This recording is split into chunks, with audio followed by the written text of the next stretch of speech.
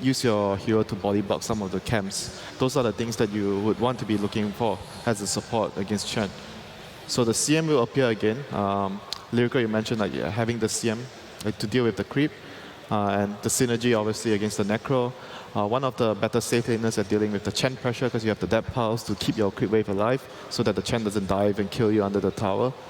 Don't you think Chen's going to be the safe lane? It can be open for the side. Yeah, I mean, it's kind of open, but yeah, I agree. It could be safe lane. The other thing about this too is it's a hero that virtus.pro was prioritizing really heavily in their bans throughout the group stages, and then some amount leading into this. But after the main event started, they pretty much were exclusively banning it and not playing it themselves. But obviously still in their repertoire, they feel like it's a strong hero and it fits here. So usually you can pick here some good, really good carry hero here, and then ban two counters against it. Gyro, I mean. Well, there's the Drow that we talked about. Yeah. And of course, we have commonly seen it as that last pick in the first phase. So securing that with that Brood Mother banned out as well. I mean, this has the potential to be a ton of push early on. And like CM does have some good wave push, but it's as the levels get up there. And you're not really going to be able to deal with like all-out aggression early on, I feel like. They're going to need like a team fight here. So for me, when I'm playing against like a potential push lineup, I'm going to think about drafting more team fights because I'm going to be needed to defend our towers. If you can't defend our towers, you're going to lose all your map control and you're just going to slowly lose the game. So I'm going to be thinking of heroes that have good team fight, maybe like a Wyvern, for example, to deal with this incoming Chen push. So and I'm also going to be thinking about maybe banning out the Venge, Pugna. These are all the kind of heroes that go really well with the Chen and the Drow. Yeah, for virtus.pro side, they also have to worry about the Snail, Storm Spirit, and the Mirana as well, right? So there's a lot of heroes that virtus.pro had to ban out with the draw strat. A lot on the table is a Spectre being banned out by Evil Geniuses. But I think Vengeful Spirit is like the obvious one that virtus.pro can go with because Evil Genius need like favoring the hero a lot. Yeah, it seemed like that would definitely be the one. They're going to take out the Phoenix first. Maybe they're also worried that... This is the comfort pick for me. And I think he's one of the best Phoenix players in this tournament so far. I feel like maybe virtus.pro want to see if EG will ban it since VP has the first pick. Although, like, Venge with the CM seems like it's kind of weird. I would anticipate them taking it out, though. Probably less likely to happen because CM and Venge is not decent partners. Maybe a Venge call, I'm not sure. But right, you know, exactly. Both as support duo doesn't seem too appealing for me. But for me, if I was Evil Genius, I would want some hero in the front line, like because you have a Chen in the back line. So for position 3, I would kind of want a hero in the front line. Don't you think so? Yeah. Such as Undying or Tuskar or Spirit Breaker even. Yeah, possible. Definitely possible. The Wraith King you mentioned earlier, because you don't have to worry about the Weaver. The value of the Wraith King is definitely still there for either team to pick up. They take out the Clinks just to make sure you're not going to be able to eat the Chen creep, and also just a strong laner in his own right. I still like the idea of virtus.pro going back for a Tiny, just a way to like split push and then also potentially find that Drow Ranger later on. And then that Tiny is very good against potential Mirana or Storm Spirit that Evil Genius might take as well. So I like the idea of Tiny. All right, we've seen some good Tiny play from VP earlier today as well. So definitely on the table for them, I would assume. Still waiting on that last ban in this phase for VP. They're taking a lot of time with the draft already. Yeah, both sides really taking everything into full account, it seems. I think there's no way they don't expect a Drow, you know. I mean, given yesterday and the matches we saw and everything we talked about, and I mean, just even looking at the history of the match yesterday versus OG. I feel it's more of just having to play like 2 series in the same day, which is really exhausting. It doesn't give them a lot of time to get ready, whereas EG had a full day of rest. Well, that's part of the obstacle they need to overcome here in the lower bracket. I feel like maybe they didn't anticipate the Chen pick from EG. Oh, yeah, that's right. I think that's the reason that it's taking so long. And like the set of bans that they ran through too. Yeah, that's actually a very good point. EG didn't really play Chen before this. Yeah, it seems like they really... I mean, EG clearly had thought about this in terms of, hey, if we don't ban it, maybe VP bans it, but if not, we'll just take it first. And VP not expecting that one. Invoker being banned out. And you're going to see the Mirana mentioned earlier to deal with the creep from the Chen.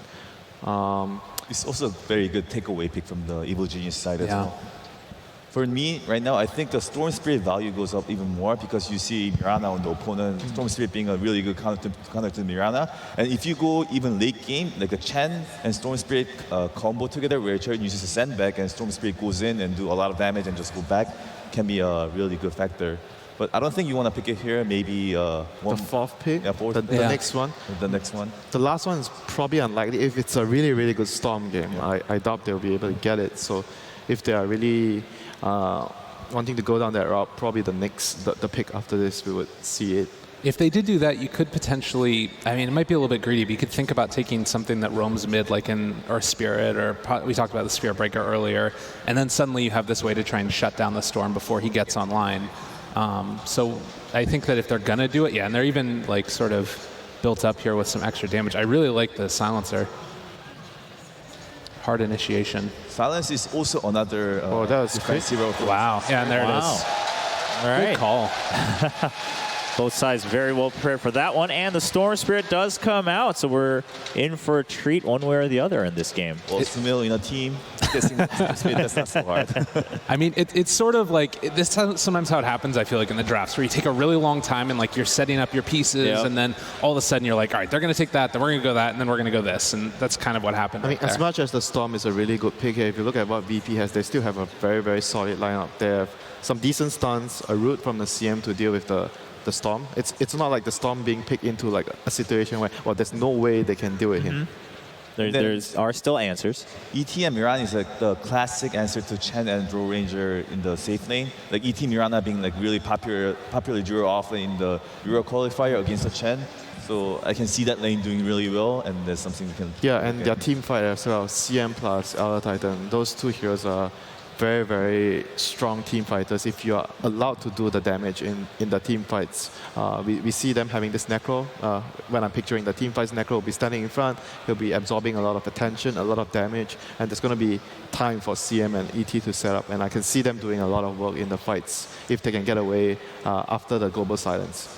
For me, I still like the Race King here. Like Race King is not good against the Necrophos, so maybe like Race King and Silencer in the safe lane. For EG side, I want to see some tank hero like A stun and a tank. Yeah. They can go in first. And we talked a lot about that, right? The crowd control coming in and the catch not quite being there. A running theme for a lot of these matches that haven't gone one way for a certain team. Yeah, it's definitely a pipe carrier, too. You need something that can keep these creeps alive. Like mean- in the past, it'd be like a Darkseer or something, but that hero is like completely dead. The only downside is you wouldn't be using the aura. That's pretty much it. Right, exactly.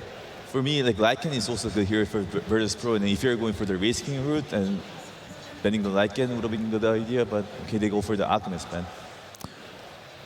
All right, so we talked about Wraith King potentially as a choice here for Evil Geniuses. Any other heroes that come to mind in terms of kind of filling in that front line and maybe offering a stun or some other way? I mean, we saw Centaur yesterday doing well. Okay. Maybe like an Underlord and you abuse the Dark Rift. That's another thing you could do. Try to push in as a team and then sort of get out of there scot-free every time. A little bit of save wouldn't be bad. I guess they have the Chen sent back already, but that But type it of doesn't hero. give them, like, I feel like, a reliable disable. Yeah, it's the downside. Which they have only the Storm right now. Hey, it's the Sumail Storm. Right. There's always a caveat to that. Oh, Okay. God, how did he get that late into the draft? That's true. I mean, we're talking about these heroes that early on in the main stage, right? Necro, Pugna, Wraith King, You were all mentioned him instant. softly before this, if they wanted to go down a push route, and it's against a Necro. And EG is also focusing more in the laning phase, not really the mid composition where Necrophos being really good against, Pugna being really good against the Necrophos. They're sacrificing the balance of the draft for lane dominance. Well, we talked about that a little bit. We'll see if it pans out. Obviously, part of it is that EG's strength seems to have been in that laning phase, being able to dominate early on and then just snowball the game out of control. So if they are able to get back in their element, this should be for them. But we'll see what's VP missing here as we count the clock I mean, could down. they pick a Huskar here? Will it be possible? Oh, the Tiny. We mentioned the Tiny earlier. yeah, there and it is. There we go. Tiny going all the way through to the end. VP had great success with Tiny earlier on in their matchup against Optic Gaming as well. So there you have it. The draft is done. We've talked about VP versus EG, the laning phase, a bunch of different angles. But now for some stats with Nahaz.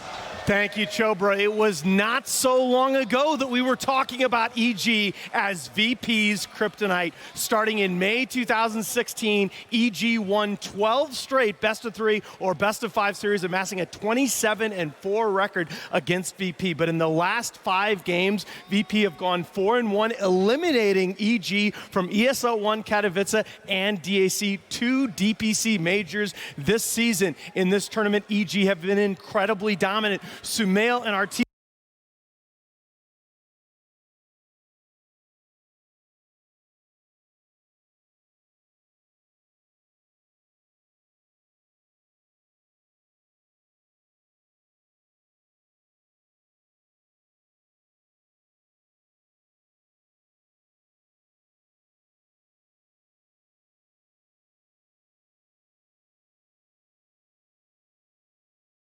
easy, 2 of only 3 players averaging a kill every 4 minutes or less.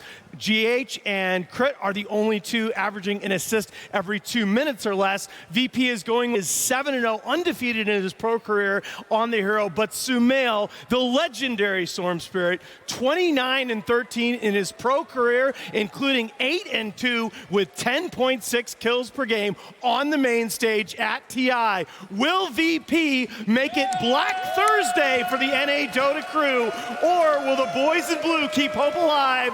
Give it up for the #1 DPC casting duo, Odie Pixel and Fog. Thank you very much, Nahaz. Ladies and gentlemen, it's EG versus VP. I'm Odie Pixel, I'm here with Fog. We've seen the 2 drafts. Fog, what are we reckoning? Looking at this, EG going fully in on winning the lanes, because their lineup as a whole, it lacks disable. It has pretty much no disable. Yeah, I think this last pick Pugna is, I wouldn't call it fully this, but part of a distraction, right? They want to have Sumail just have this 1v1 matchup in the mid lane. They want to be applying pressure all over the place on the map with this Pugna just pressuring nonstop. So I think that's the point of this pick, just to, you know, distract them a bit so they don't really go all for Sumail. But they're going to go all for Sumail right off the bat with the tips. Oh, yeah, look at those tips. Look at them come out. So it can be a pretty tough situation here for Sumail. We look at the side of VP. There's a lot of disables, Owen. There is. They've got this tiny. They managed to get it through pretty late in the draft as well. Certainly one to worry about. So we'll see, can EG do it here with the Drow Ranger? CD, says Pasha. Cool down. Sorry, Sumail. Yeah, so I'm sure some more tips will certainly come through for Sumail later. So right off the bat, we see EG did go for a level 1 smoke just to get some wards down and make sure that they can block, in particular, this top camp. This is something that we've seen people do in the past when Elder Titan was a lot more prominent, is you make sure that you can't actually pull the side and stack it up so you can't abuse that Astral Spirit with the creep so you get all that damage, and also the Mirana, so you can't arrow those creeps constantly. And they're going to try to dodge this. The purpose of the warding early on is so that they can make sure that the Chen can avoid, in particular, that Mirana. But VP have 2 situations and 2 things that they prepared for that Chen, with that Crystal Maiden as well as the Mirana, to take out the creep early on. It'll be interesting to see what we do see from the Crit Chain, because as sort of you were looking at before, not really something that we're used to seeing that much from EG. Yeah, so I was taking a glance at the last, like almost month and a half or so of EG's games. They've had Chen banned versus them a couple times, but they haven't really run it so much in officials. I believe it was only once at the Summit when they paired it with a Phoenix as the 2 supports, which they dominated that game very quickly. But we don't, you know, there's definitely a lot of occasions where they have played it. It was also Crit playing it in that occasion. So they are very comfortable with the hero. Let's see how Onartor can do in this top lane. Had a bit of a tough time in some of the games the other day. We'll see how he's able to step it up here, as he'll be backed up by Fly, as expected in this duel lane top. And up against Roger and Pasha. I want to see how this mid matchup is going to be going. That's particularly where I'm going to be looking. How's it expected to go? You expect the Tiny to sort of have the edge at the start, or just the Storm sort of counteract it out with the way he can push the lane out with the Remnants? I think they can both farm. I think the Tiny has bigger kill threat. It just depends on the Chen movements that's going to be coming out. As we see, Crit's already in position. He was looking at first for a career snipe. So we know that they're very adamant about the laning phase. When we look at their draft, we look at VPs, their team fight in the mid game is absurdly strong. Very impressive CS there indeed. Started off as these are the big boys to watch. Sumail versus no one. Yeah, I wonder if there's going to be a difference, because Sumail does have the Drow aura, but no one also will be having some CM aura as it starts pushing off. So maybe that could be a bit of a difference maker inside the laning phase. So we still have as it do as well on the side lanes. We saw yesterday S4 in some sort of lane situations where it felt like he should have maybe been able to to do more with the lane than he actually did end up doing in that matchup the other day. We'll see this time around if between him and Crit Centaur can really keep the pressure on. They do have that control onto Ramses. Ramses has got another death pulse. The right click's coming in as Ramses hides in the trees. The Ghost Shroud there. Just in time to keep him safe from the last right click that would have pushed him over the edge as Ramses is ready to salve back up. He just hit level 2 off the creep that died while they were diving him, so he just was able to use and level up that ability to save himself. But S4 is going to get a good amount down here. They actually can't put pressure onto this Pugna with the CM Necrophos. It's not really the strongest lane versus this ranged hero, which can keep the distance. That's mid lane, no one. Sumail pulling a little bit ahead. He's got his arcane rune up top that he can grab. As I believe it's up with that courier. It's going a bit of an adventurous route. But we'll be able to get him out of the bottle, so no one able to regen himself up before he grabs the rune, so he's going to be in a pretty good place to, as you say, look towards that point where he's got that kill potential. He's level 3, he's got the point in all skills. Sumail's got to be a little bit careful now, as no one can certainly be expected to play that little bit more aggressive. Yeah. We've seen this so much at this tournament. Just that level 3 Tiny, you can really pose a threat, but Sumail's doing a good job of pushing him away, forcing the wave in constantly too. But I think it's really important for EG that S4 is having just this amazing time down bottom. Just full free farm, very good experience as well coming to him. This Pugna is the best answer that they have versus Ramses on this Necrophos. One of the harder counters, actually, to that hero. Yeah, certainly so far so good in terms for EG, what they wanted to achieve in terms of turning up the lanes and making sure that all 3 cores are able to farm. Yeah, this top lane's actually not putting that much pressure on because these dual ranged heroes coming out from EG. Roger has been pulling the side and trying to stack up the creeps as much as possible to use that Astral Spirit, but Silencer being that strong laner. Mid lane, no one. Getting aggressive as we saw there with the Arcane Rune. Sumail's able to reach it up. Bottom lane, they have managed to find the CM. Solo goes straight for the TP out. Can they get the stun off? They can. Crit able to bring the creep in time to set up for first blood for S4. Just what they need. Enable that Pugna, so he can put the pressure on. He's going to try to push down those towers, get them that map control advantage early on, and it's just that distraction, right? Like, he's going to keep people down here focused on him while Sumail is able to be okay in that mid lane. Look at this top lane here with the Frost Arrows, slowing Roger down. He's up to the high ground though and can get himself just out of range of being continuously slowed by the Drow Ranger. So Sumail needed this rune pretty badly down bottom, committed for it, and does actually get the DD. No one was starting to be able to bully him out of the lane. Oh, top lane, they're able to get on top of Fly there. Pasha hits the arrow by the looks of it. They got the stomp combo. So now 1-1, VP getting themselves on the board. Bottom lane Crit looking with the wraparound. He's got the Troll Summoner and the Hellbear Smasher. S4 with the huge damage, bringing Ramses down low. He's got the Ghost Shroud and the Death Pulse. Is it going to be enough to save him? Pops the stick charges, but there's the control. Crit with the root, holds down Ramses with the right clicks as well. One more will do it. The Death Pulse will not keep Ramses alive. Meanwhile, top also. Let's see if they can find the kill. Roger does die, going for the dive. Roger playing a little too over-aggressive on that top lane. As they lose 2 heroes there, VP. 1 up top, 1 down bottom. Always got to be careful of this Chen. That's the purpose that the panel was saying. How important this laning phase is for EG. They're going to try to apply as much pressure that they can so that the mid game is just that much better for them versus this heavy teamfight committed lineup. It's the 5-minute runes to spawn. Crit did start to have a bit of a look towards him, but Solo and Ramses are there. Quickly burst him down, get him away from that bouncy rune spot. Solo got the bounty too. So we do have a 2 for 2.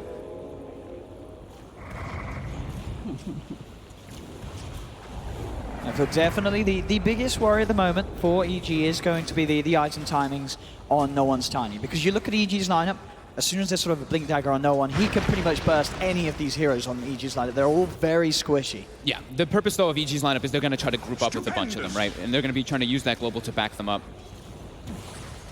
We'll probably see the itemization come out to make sure that they can't get comboed either. Either some early stat items, some raindrops, just to deal with that Tiny who's going to have high levels in that mid lane.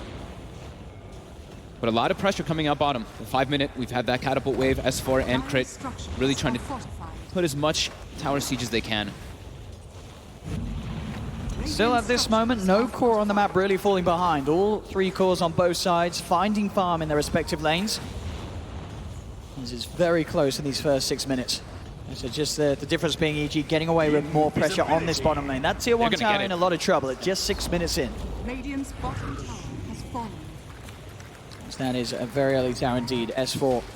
Already level 5. He's going to have such an early level 6. Ramses has got to be careful once that starts to come out.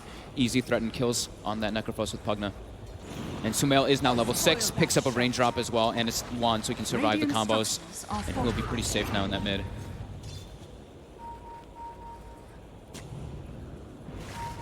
Script dropping a ward down, so they're pretty deep on that. Crit won't quite be able to get to him. They do look towards Ramses. So what they can do here, they don't have control. They've got a good amount of burst with the Satire Tormentor, but Solo's there with the backup, slows down the two of them. Ramses pops the Ghost Shroud and the quick heal. He will be fine. As Crit, as I say, this time around didn't have any sort of control in his army. Arteezy's full free farming up top. 38 and 18. Gonna hit that level 6 very early on to enable his cores. Even more so. They've got that expected edge on all three lanes, as they should do with this draft, EG. They have that lead, 2k advantage at 7 minutes in. So far, the draft certainly sort of hitting those timings, making sure that all three lanes, the farm is just that little bit better than the opponents. Roger's got to be a little bit careful how aggressive he plays versus this Storm, because with that level 3 Overload and Drow Aura, you're hitting extremely hard in this early game. And you can kind of play around the disables. You know, we did talk about how VP, they have a lot of disables, but some of them can be pretty inconsistent versus a Storm Spirit unless there's an initial setup from either an Avalanche or a Frostbite. Or I guess a Reaper Scythe. But the other ones, it's like an Arrow, a Stomp. These can be a little bit tougher to actually land onto a Storm as. You see VP? Whoa. They want to try to punish down here. They do have Crit.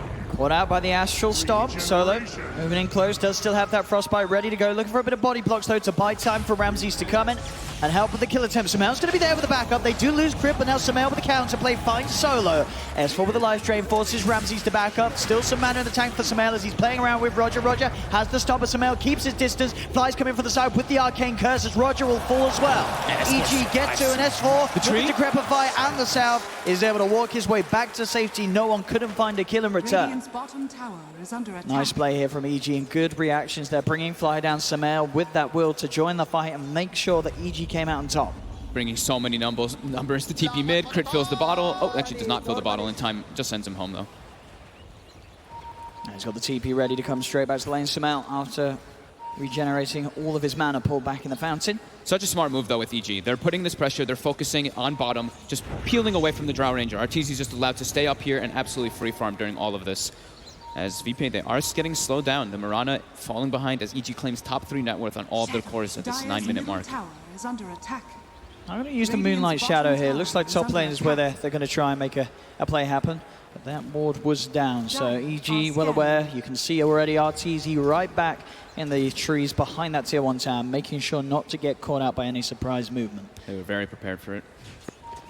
And still leading the top of the net worth, Arteezy. He's certainly turning up today and as strong as ever style in terms of securing that lane, playing the lane perfectly. Already a 2k advantage for them. Yeah, pre-10 minutes.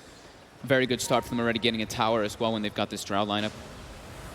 As we have the 10-minute rune spawning, we see EG already setting up to go for those since they've done very well in this laning phase. Sumail with the bottle.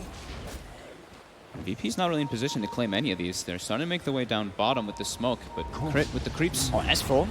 Pretty this for a blast onto Ramses. You're going to see Solo slow the two of them down. No one with the wraparound. Roger top. Does find the avalanche onto Crit. Pasha gets the arrow onto Fly. Crit get taken out by the tree throw. They've got Fly as well. Caught out by the stun. They pick themselves up 2 VPs.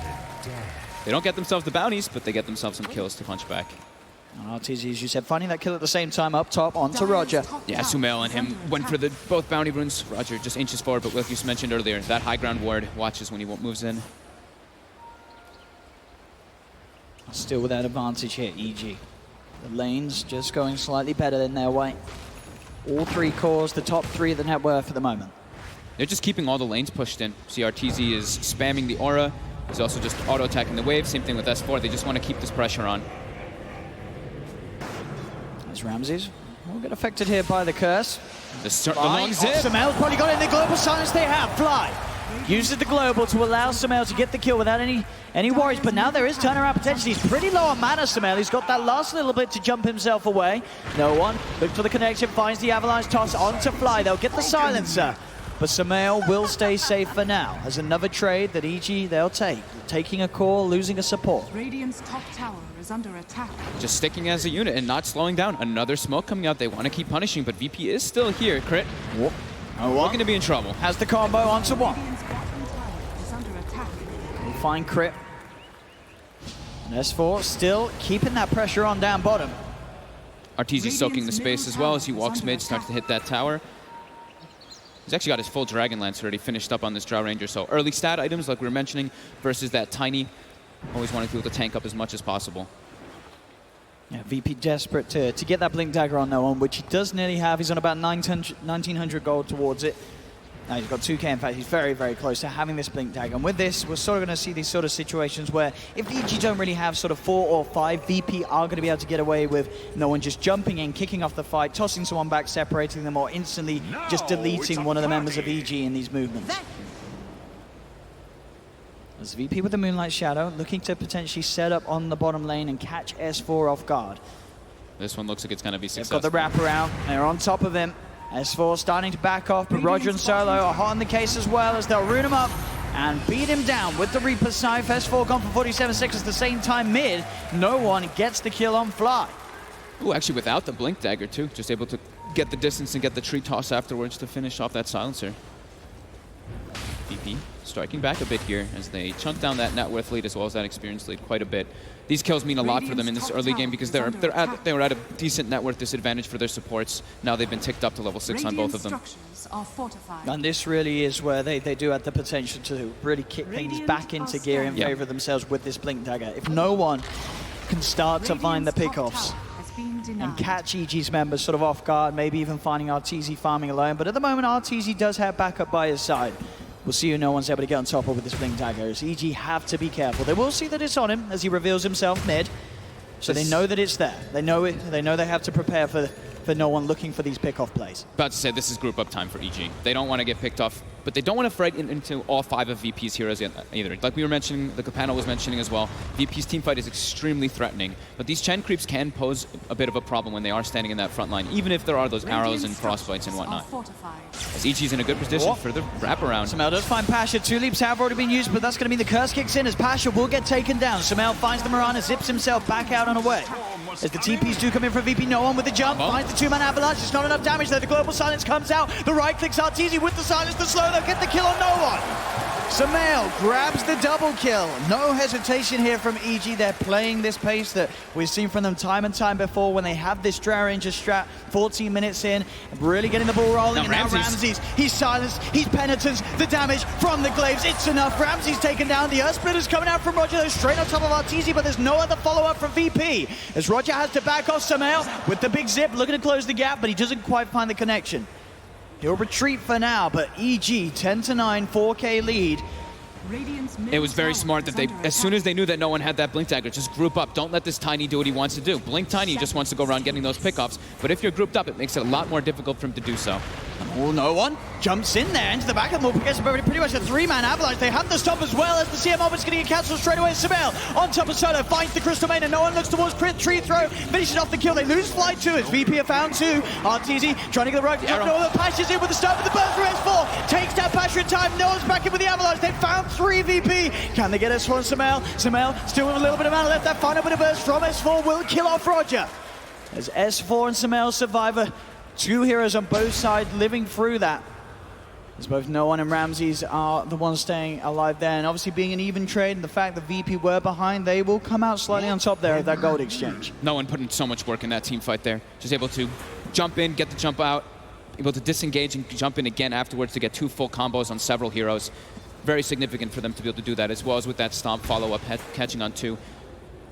Good job from Samel. They're getting straight on top of Solo. If he got away with that ult, flying crit would have fallen a lot quicker. Nonetheless, they do still die as Pasha comes in with that cleanup. And Samel just not quite enough mana to come back in and help out Arteezy and S4 in time. We're seeing the importance of the levels and the advantage that the Pugna got in the laning phase, what that this hero can actually do and threaten versus VP. Just sitting in that back lines, the amount of damage that S4 can dish out is ridiculous, and now also has a Veil of Discord on top. So they've gotten their tier 1s on the side of EG. The next biggest goal for them, since they have that Drow and that Chen, they want people to ideally go for the Roche pretty soon. A strong start from EG, no surprise here. They have a regen rune being used, and Samel, they find a DD outside the pit. I guess Samel as well with their sort of confidence and knowing they can get away with having a good Storm game. Only sort of what the The real big one being the blink jump from no one that's going to be the most likely to catch him out. He's going to go straight for the Bloodstone after the Kaya. He's keeping the regen going too and has the DD in the bottle. Middle tower is under attack. He still Here we has go. it. Regen still going. They'll use the global. He sets up straight away onto Roger. Has the pullback. They have the burst, the slow, the damage to bring down Roger. They'll get the kill. They just wanted, that was why they smoked. They smoked, they want to get a pick up so they can transition into a Roche, and they find the ET. That's one of their most important targets. Do they actually back up forward, or do they try to commit for the tier 2, though? They can do it pretty quickly. They are going to go to the Roche. So DD on Sumail, they've got their medallion as well, and crit with that penitence. They can kill it very fast. All lanes as well, pushed over to sort of VP's half of the map. As all, okay, They're a they little decrepify and then back away. The ET spawning a bit too fast. It there. is quickly, yeah. It's too threatening to commit forward as CG's lineup. Like in that area versus Elder Titan, that's where ET's just the strongest. And they also used their global silence earlier from Fly, going for those kills. Just being a little bit safer. Just keeping their eyes on it, Roger. Sending the Spirit, making sure that EG weren't going for that Roshan. As VP starting to group up as 3 on that top lane, ready themselves to try and take a tier 1 tower. Still yet to take one away from EG. They need to get some type of map control going their way, but they have to be careful when they set up for these type of movements, as they were showing the Tiny under the ward in their jungle, so EG is aware that there's 3 or 4 heroes. Now they see Roger, so they know that there's only 3 for the time being up there. Dire's top tower is under Full attack. Shadow Blade now complete on Arteezy, so he'll feel a lot safer ducking and diving in and out of the team fights. Level 13 as well, and still top of the net worth with this Drow Ranger. A very different story to the Gyro game that we saw the other day. Arteezy having a solid start to this series. Top tower has fallen. VP is at least able to claim themselves a tower. Very important for them to at least get one going, so they can get some deeper vision down to watch EG's movements. Radiant's middle tower is under attack. The smoke from VP. Looking to find that catch Radiant's with no bottom one. tower They is saw under Blink attack. Dagger. They got a glimpse of Arteezy for a Dire's top second. tower is under He attack. would be a juicy one to find. S4 as well would be a nice core to grab. Now they see him again there with that ward. He's out with the TP. They can't get there in time to close it out. So Arteezy senses something's up and he's out of there. VP don't get the catch. With all of VP sort of much off the map, only I believe Ramses was showing. EG, They're trying to no get, surprises, they knew something was happening. yeah. EG's trying to get deep vision. They're trying to prepare for that Roche continuously here. TP's are going to come in mid, forward. EG. They actually have to cancel one. Yeah, they were set up on the high ground, and VP were a little scared about TPing into that tower, just in case they did get jumped from up there. Dire's bottom tower is under attack. There's no one very close to the completed Shadow Blade on top of his Blink Dagger, so we'll be allowed to sort of sneak around a little bit better around the map to find those sort of initiations that VP are relying on to start the fight. Got the high ground here. They do. Arteezy leading with the Shadow Blade, gets the vision. There's the global silence straight away. Sumail on top of Ramses. Ramses, he's gone. They find the Necrophos to start the fight. If there is going to be more than one, but it looks like with the Moonlight Shadow, VP will just keep their distance, and now EG, they'll look to try again. Necrophos gone for 35 seconds. They head into the pit. VP can still try and disrupt it. They've still got that set up with the Elder Titan. They're going to try to take the fight on the side of EG. Every time VP steps up, just poke them with some spells. So EG is still very tentative around that pit. Visibility. They're yet to really fully commit to Roche. They know that they do need to find, ideally, at least a second kill before they go in. Or at least make sure that VP is very scared about coming anywhere near us. They keep sort of ducking and diving back in there into the pit now. But EG's, I mean, VP's going to have the full lineup back up right now. The Spirit is They very can't, threatening. They can't do this quick enough. You can really feel the EG. They desperately want this Roche, but they have to find more than just a one-man pick-off before they go to the pit. They can't do it with just one hero off the map. There's just still too much pressure from the VP's other 4 members as a whole. Yeah, I mean, the Elder Titan, just the ET around the pit is just too scary. And they used Global again in that last situation too, so just playing a little bit careful, going back, collecting some bounties. Even though they have, you can see how adamant they are though about how important that Roche is. Sure. These 3 wards they've committed on the left side of the map of VP, just all scouting any type of approach that VP can go for there. But Arteezy, he is deep and farming away. Does have the Shadow Blade. They don't have detection on no one, but Roger does. He comes in, pops the dust. They find Arteezy, who tries for the TP out, but he's not making it away.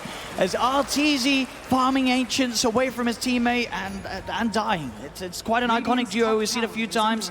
The ward dropped down, so he's certainly not going to get away with it again. He's got to be careful like that. As now, without their Drow Ranger, VP, they are ready to put the pressure on. They know EG He's lacking a bit in that right click with that aura gone for 30 seconds. They'll be able to take this tier 1 tower mid.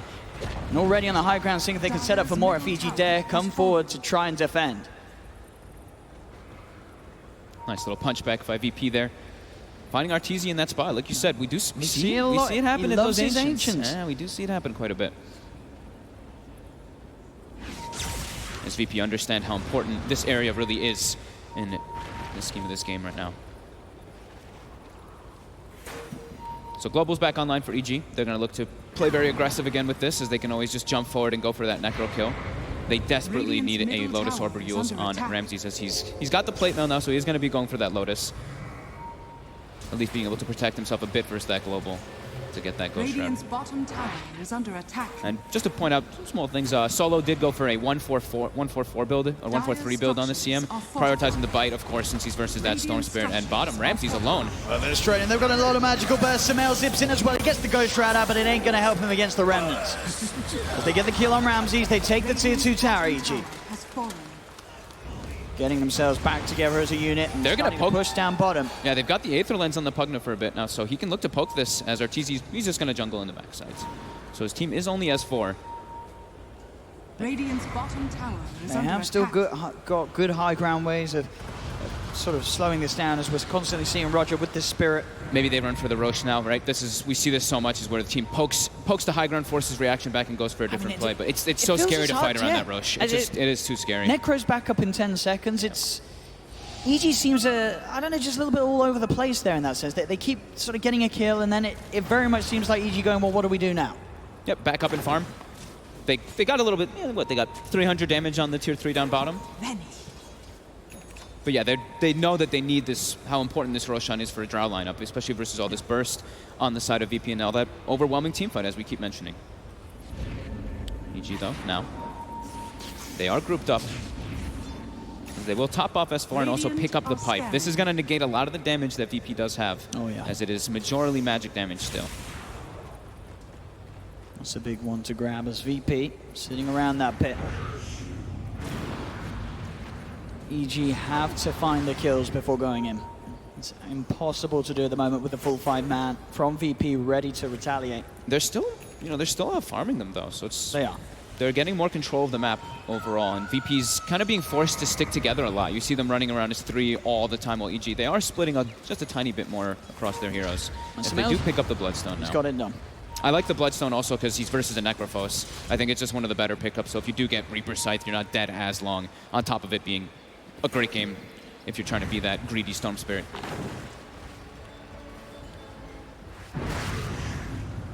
As we see VP still all huddled together.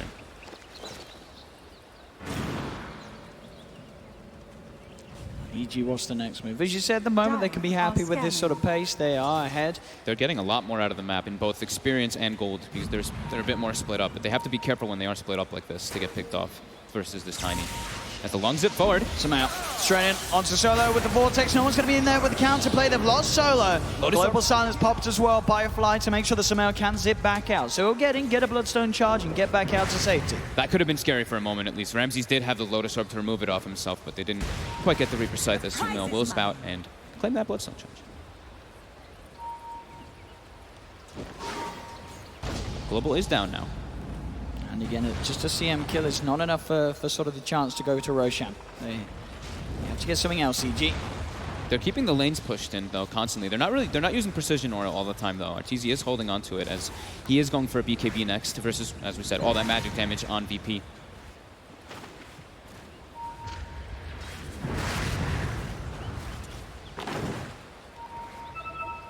That's Pasha, 1700 towards the ultimate orb as he's working on his Manta style to help him against the global. EG's just constantly pushing all the waves into them. So it makes it a lot harder when you have all your waves pushed in. If you're looking to set up for any type of ganks with something like a Tiny or with something like a Moonlight Shadow, it makes it a bit more obvious if your lanes are all going on your side. So now we do see Precision Aura used. And we also saw Crit constantly split pushing with this. Look at this, Moonlight Shadow Gank's going to catch S4 off guard. They're immediately on top of the Pugna, and he's gone for 80 seconds. Gives them a lot of time now to push out these lanes. They do have to be careful of that Storm Spirit, though, getting the pickoffs when they do get the lanes out of their side. But they are pretty trapped on their side. It's every single one pushing in. Full Echo Saber done on no one. They're actually looking for a play. No one's just going in here. Pasha's dealing a little bit more with pushing out this lane, but bottom lane is heavily pushed, top as well. This EG should have a good read on this one. Radiant's top It looks tower like no one's is going to turn under away attack. from that attempt for now. Full BKB on RTZ, so he can be prepared for those jump-ins, and it looks like he does want to continue to build very defensively this game. BKB and queuing up the Lincoln Sphere next already to help him against that Reaper's side. He can help his teammates too. Throwing it on the Storm Spirit really lets Sumail go crazy in the fights. Sumail still has just the Shiva's guard queued up. I was wondering if he might actually go for either the BKB or the Lincolns himself Radiant's versus middle all that tower is under attack. magic combo that could come out from VP. As that kill that they got on the Pug, it does slow down that momentum from EG a little bit as they trickle themselves a little bit of net worth. Coming in from the low ground, Fly left behind here. They've got the ward down, they've got eyes on Fly. Fly will try and turn the curse, but the leap forward from Pasha with that attack speed should pretty much be enough to bring Fly down. As Fly will try and run, no escape though. Pasha cleans up the kill.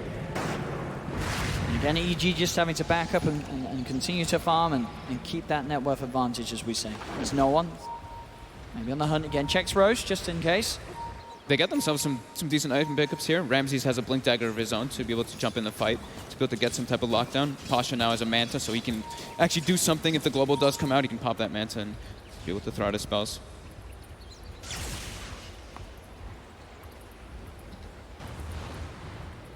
As Ramsey's ready to fight, 5 seconds. Reaper's Sight back there. Allies. Moonlight Shadow used immediately in order to try and set something up with this Reaper. Sumail up top, quickly cleaning out the top lane, pushing that wave in before TPing back to Dire are base. scanning. In preparation for some sort of a play like the one that VP's looking for here. As EG, they're on the high ground. They use the Precision Aura too to push out the waves. Sumail's going to show himself. No one tries to go for the Avalanche. Global comes out, but immediately blink out from Tiny is there. Sumail zips forward. He's got himself on top of Solo, looking for the quick and easy Bloodstone charge, and he'll get it. Solo taken down. Sumail zipping forward for more, but no one's back under the cover of the Invis. He can walk himself away. Arteezy, maybe seeing if he can find the catch onto someone. There's no one. Comes back across. They don't see each other though, neither, with detection on one another. No sentries around this area as well, but now the Invis will wear out. Arteezy looks towards no one, starts to hit away. Sumail zips across, and Arteezy there, able to sort of predict where the Tiny would be, following sort of the movements, even though he could not see him under the Shadow Blade, and it sets up a big kill for Sumail to get involved in. As far as Sumail, look, they want to go for the Roche. Arteezy wants to try to keep pressuring the lanes and go for a tower at the same time here. He used the Precision Aura before to push, but now they will back up. They will be going for that Roche with all of their heroes. And this is pretty much the best shot that they've found to get it here. They've got that ward down. They have sort of the waves pushed out. With the Tiny gone, there's a fair bit of damage that the VP don't quite have to get those sort of instant burst kills. And as you can see, VP, they'll send an Astral Spirit over, but the rest of the team will not be able to do anything about this as EG claim themselves the Aegis onto Sumail. After how long of being positioned around there, over 10, 12 minutes, is really showing how important it really is for their lineup. They finally get the pickup they're looking for as no one gets caught out in that river. 30-minute mark coming around. So we do have those bounties spawning out. That's Ramsey's very close to having the BKB complete. 3.8k gold. Radiant's They'll middle nearly tower have is it. under attack. This is actually a pretty good moment here for EG2. Is they've got their Precision Aura up, they've got level 18 on the Drow Ranger, and this is the 30-minute mark. So, you know, people loved when I said this last year, but yeah, double catapult waves, they do start coming out.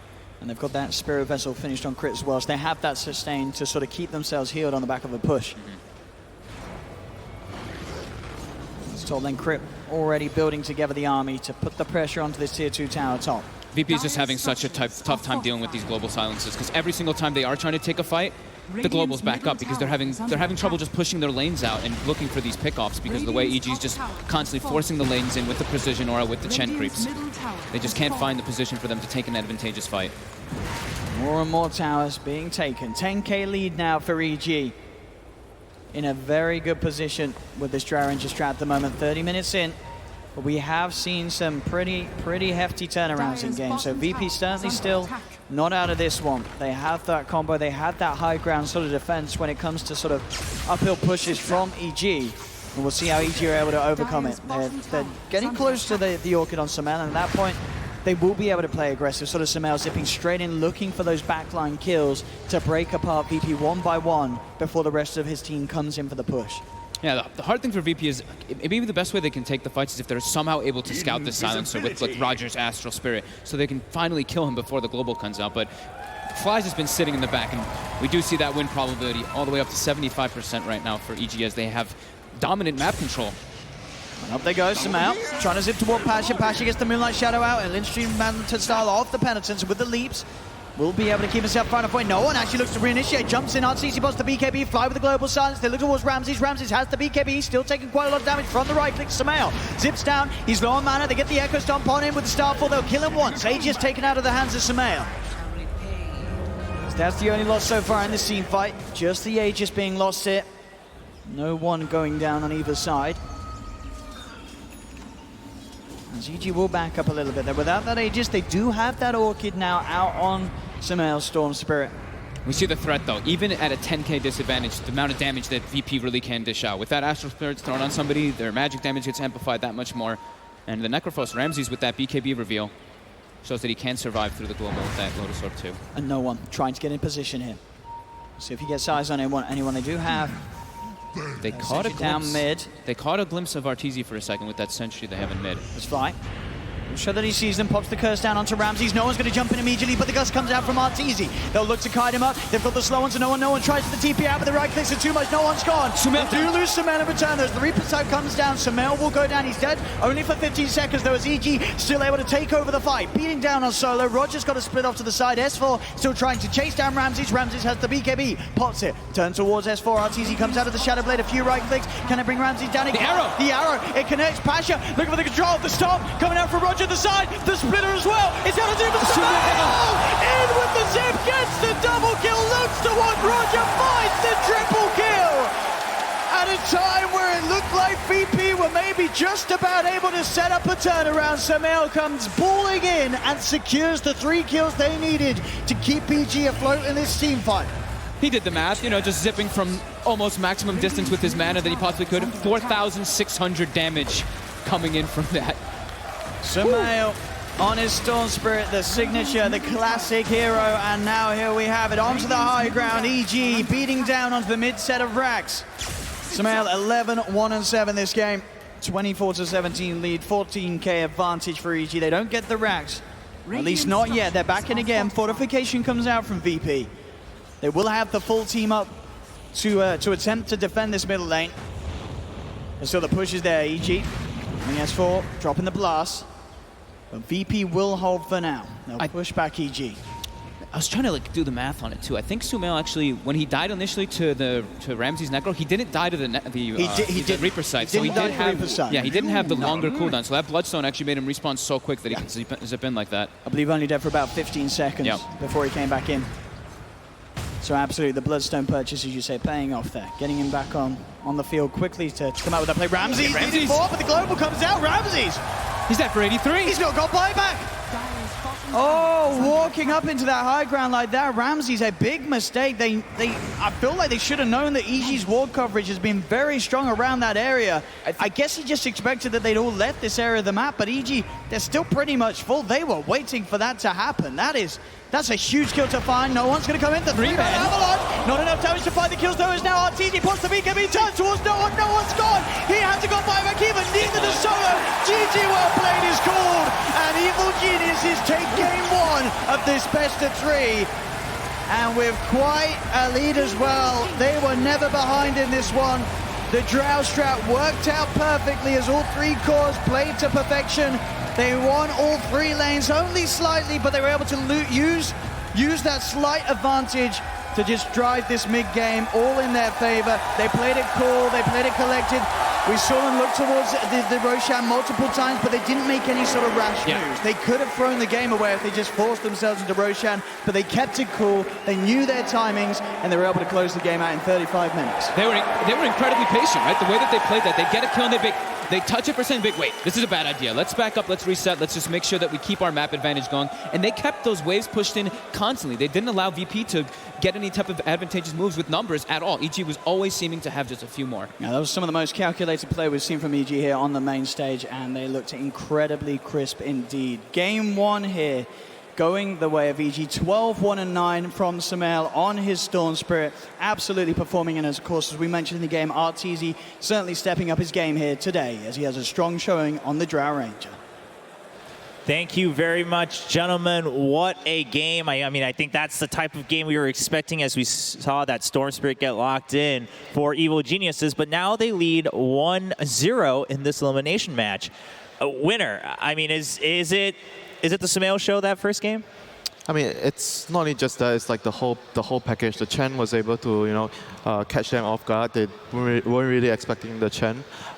It put a lot of pressure. They picked this CM as a response, but as I suspected, CM is, after the nerf, he's really weak in the early stages of the game. Couldn't really deal with the creep as well, and he didn't even go for the Frostbite at level 1. She just went for the Nova. So the tower went down very early. They weren't able to do much about that with the Necro. They still didn't really fall too far behind, as the casters mentioned. All 3 lanes, they lost their lanes slightly, but when it comes to the mid game, they were very disciplined about grouping up.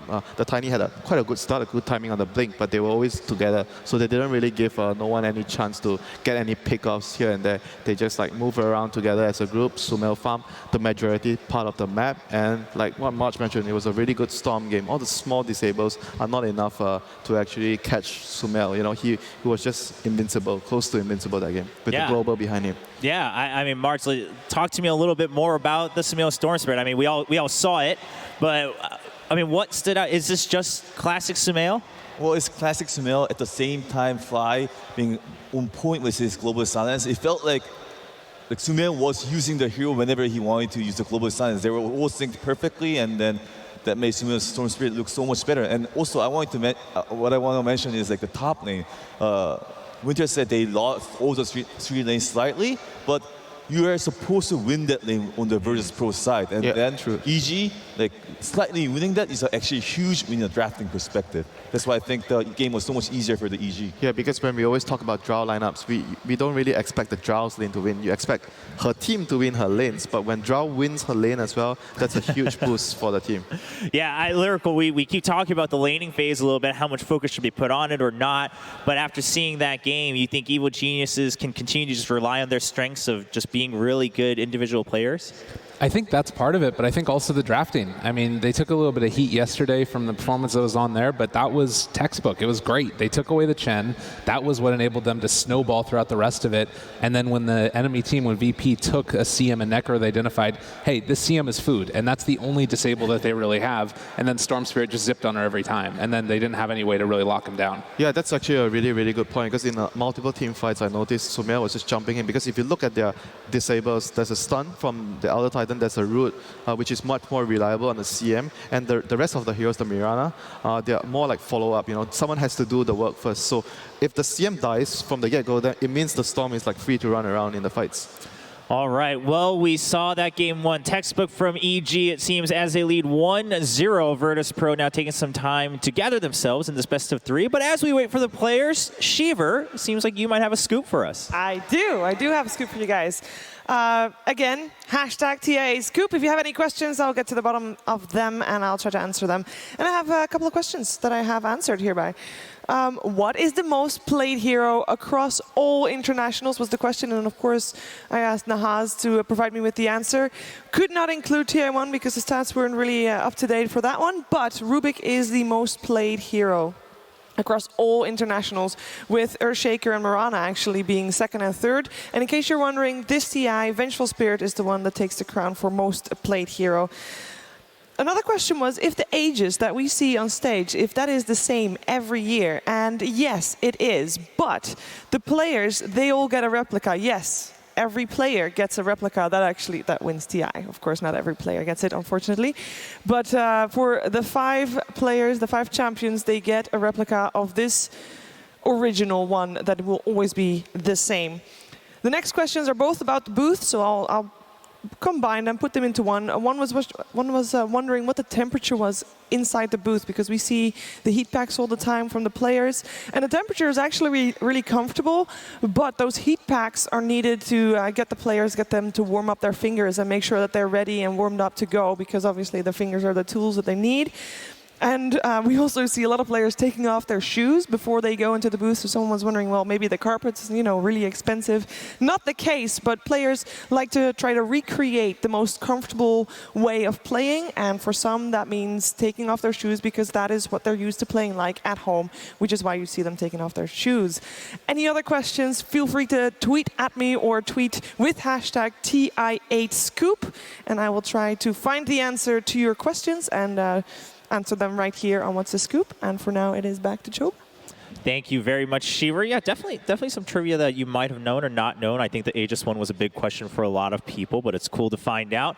Well, as we're waiting, obviously we're moving quite far down the bracket now, currently in the lower bracket with another elimination match between virtus.pro and Evil Geniuses. But if you're thinking back to last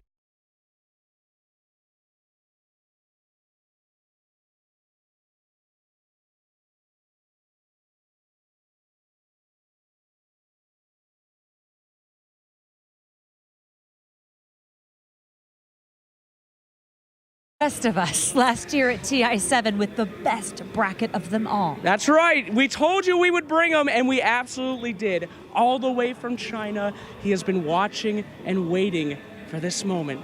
And he's right over there. There he is. Shinija, the Oracle. The Oracle.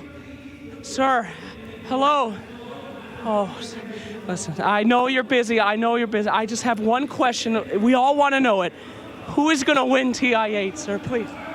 PSG, LGD. Oh, he said it. Back to work, sir. So wise. So wise. I mean, what more is there to say? The Oracle has spoken. PSG LGD, definitely poised in the upper bracket. They're in the upper bracket final against OG. How much faith do you put in the Oracle? I mean, I'm not going to go against that guy. He looked like he meant business. I'm not going to lie. That was scary. I mean, he was the only one last year winner. Do you believe? The prophecy doesn't lie, Chobra. Okay. All right, March? China year this year, right? All right. Well, the Oracle has spoken. PSG LGD selected as the potential winner. We'll find out as we continue.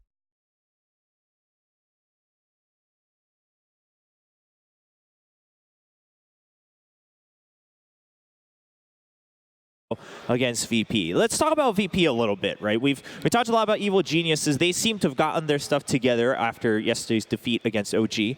But virtus.pro, I mean, it seems to be that their story is that they've had to kind of struggle and regrow, right? And they've had to restart coming into the international winter. Yeah, they definitely look not as prepared as their opponents here in the first game, but they are a very experienced team. I'm sure they'll be able to come up with something for the next game.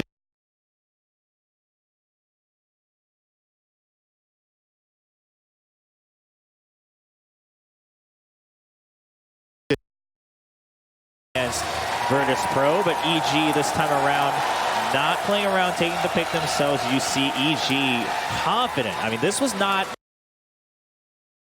their match against OG, and now they're feeling good after that first win.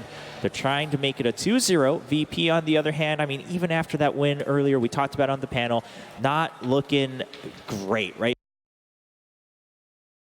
In terms of attitude, mentality, they seem like they're still a bit broken.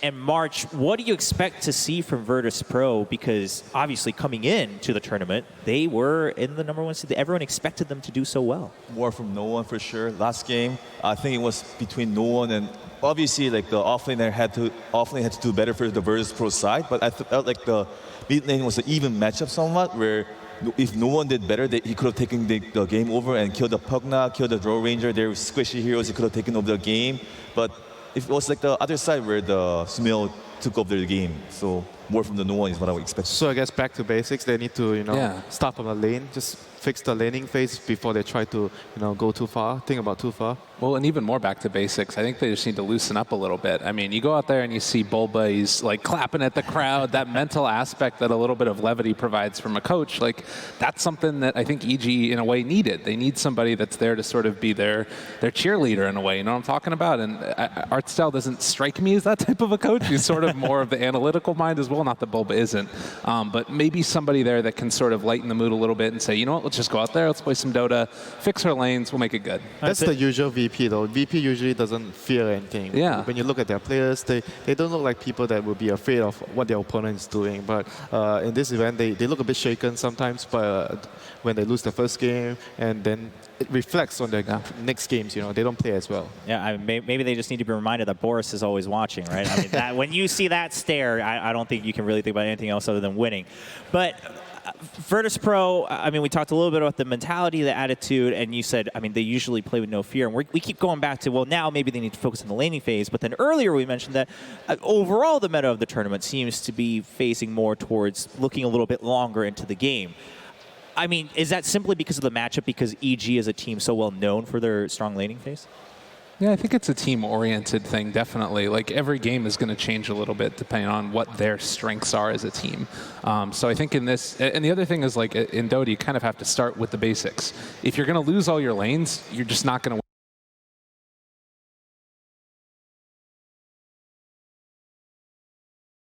win the game regardless. Like, you can talk about the later stages once you get there, but this game did not go to the later stages at all. I feel like the meta things exist here, like, but for virtus.pro and EG, I think they're both like, this matchup is all about the laning phases. I feel if you talk about the OG and if you're versing against LGD, you might have to think about more in the mid game or late game. But for these two teams, I think it's all about their laning phase past before the 10 minutes, and a lot of things are going to be decided there. Is what I feel. I mean, how do you feel the difference between how OG handled the laning phase when they play against EG?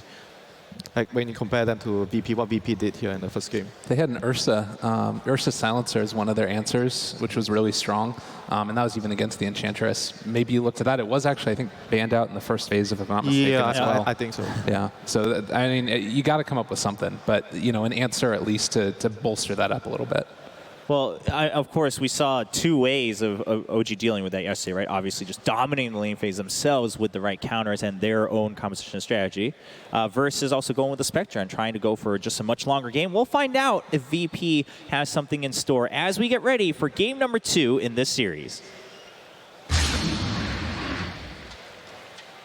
Virtus.pro versus Evil Geniuses. Game 2. All right, the draft is underway. Bans are starting to come out, and we do see that Drow being banned out early by Virtus.pro, the first ban on their side, in fact, because they just don't want to have to deal with it anymore. Yeah, first pick going to be going the way of virtus.pro this time. They do leave the Weaver in, which might mean that EG need to take that one out themselves if they don't want to play against it, but that's tended to be the avenue that you go banning against EG. You take out the IO, you take out the Weaver, and then +1 usually. Because of a lot of the random, I wouldn't say random, but different heroes that are banned, like Enchantress, Broodmother, are like kind of open, and the Evil Genius has to decide whether they want to play against Enchantress or Broodmother here. Mm-hmm. Yeah, I mean, that's an interesting point. Right now, being second pick, Evil Genius is banning out that Chen. Do they go ahead and ban out that Broodmother? Is it something, because we talked a lot about perhaps them not really prioritizing that pick, Winter. Yeah, that's definitely something to think about, because they're probably going to have to face a 4th pick Brood if that's the case, because they pick one hero, you're not going to pick Brood yourself, and there's a possible case that the VP just picks it up right away. So they get the Ursa, which is something that we talked about before. How OG utilized the Ursa against the Enchantress, because Enchantress is open right now. And when you see this Ursa pick, you don't really feel so good about picking the Ench. I mean, it's not as bad as it was before. I think that, you know, people talk about the fact that you can purge off the overpower, but it's still an answer in the later stages if you can get on top of that Enchantress and just blow her up. Well, there's Vengeful Spirit, talked about a lot, and of course currently the most played hero at this International, the International 2018. So both of these two heroes are not so good against the Broodmother, so maybe Virtus.pro goes with the Broodmother, which they've been successful with, and then ban 2 heroes that are really good against. That depends on the confidence level, though. That depends on a lot of the mental state of the player. I agree. Totally. It's a good situation here to pick the Brood, but if they have the mental state to do it, you know, are they shaken from the previous game, or are they not? Are they still really calm and clear about, oh, this is actually a good opportunity to pick it. You think about like when they were first phasing Brood at the beginning of the group stages, it was like to send a message, right? It was saying, all right, we are so good that we're going to beat you with a Brood no matter what. That might not be the same mental state that they're in anymore, and I think maybe taking a more conservative pick is the safer option here. Things just get weird. That's not playing to win. I know it's not playing to win, Right. but it's a question. It is a question of confidence, and it's going to be that Bane coming out for virtus.pro. So holding off on the Broodmother for now. EG still has a chance to ban it out if they choose to as well. I highly doubt they're going to get Brood if Brood is indeed a really good pick at the end of the draft. I don't think Fly will actually let it happen, but we'll see what they go for here. I mean, Bane's definitely not like a pick that is like a scared pick. It's still just a support that would secure them at least a lane, because we mentioned time and time again in the first game they didn't really handle the lanes as well. So Bane's definitely going to help them to deal with the laning phase.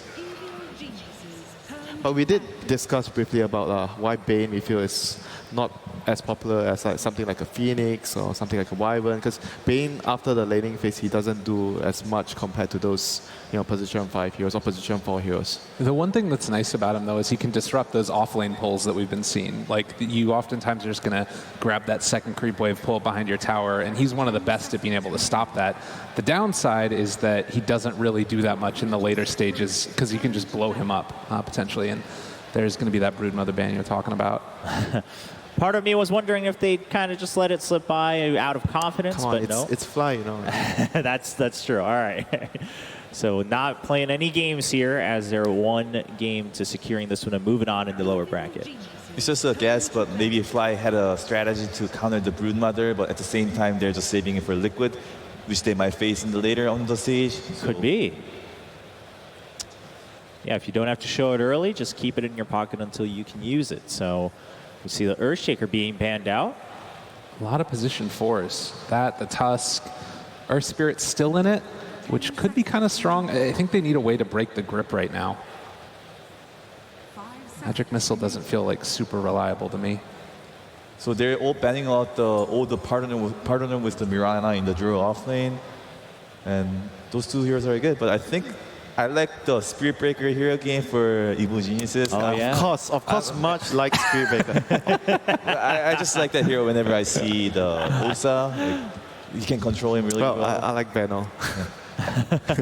And Mirana is a good partner with Spirit Breaker in general. Yeah, so. true.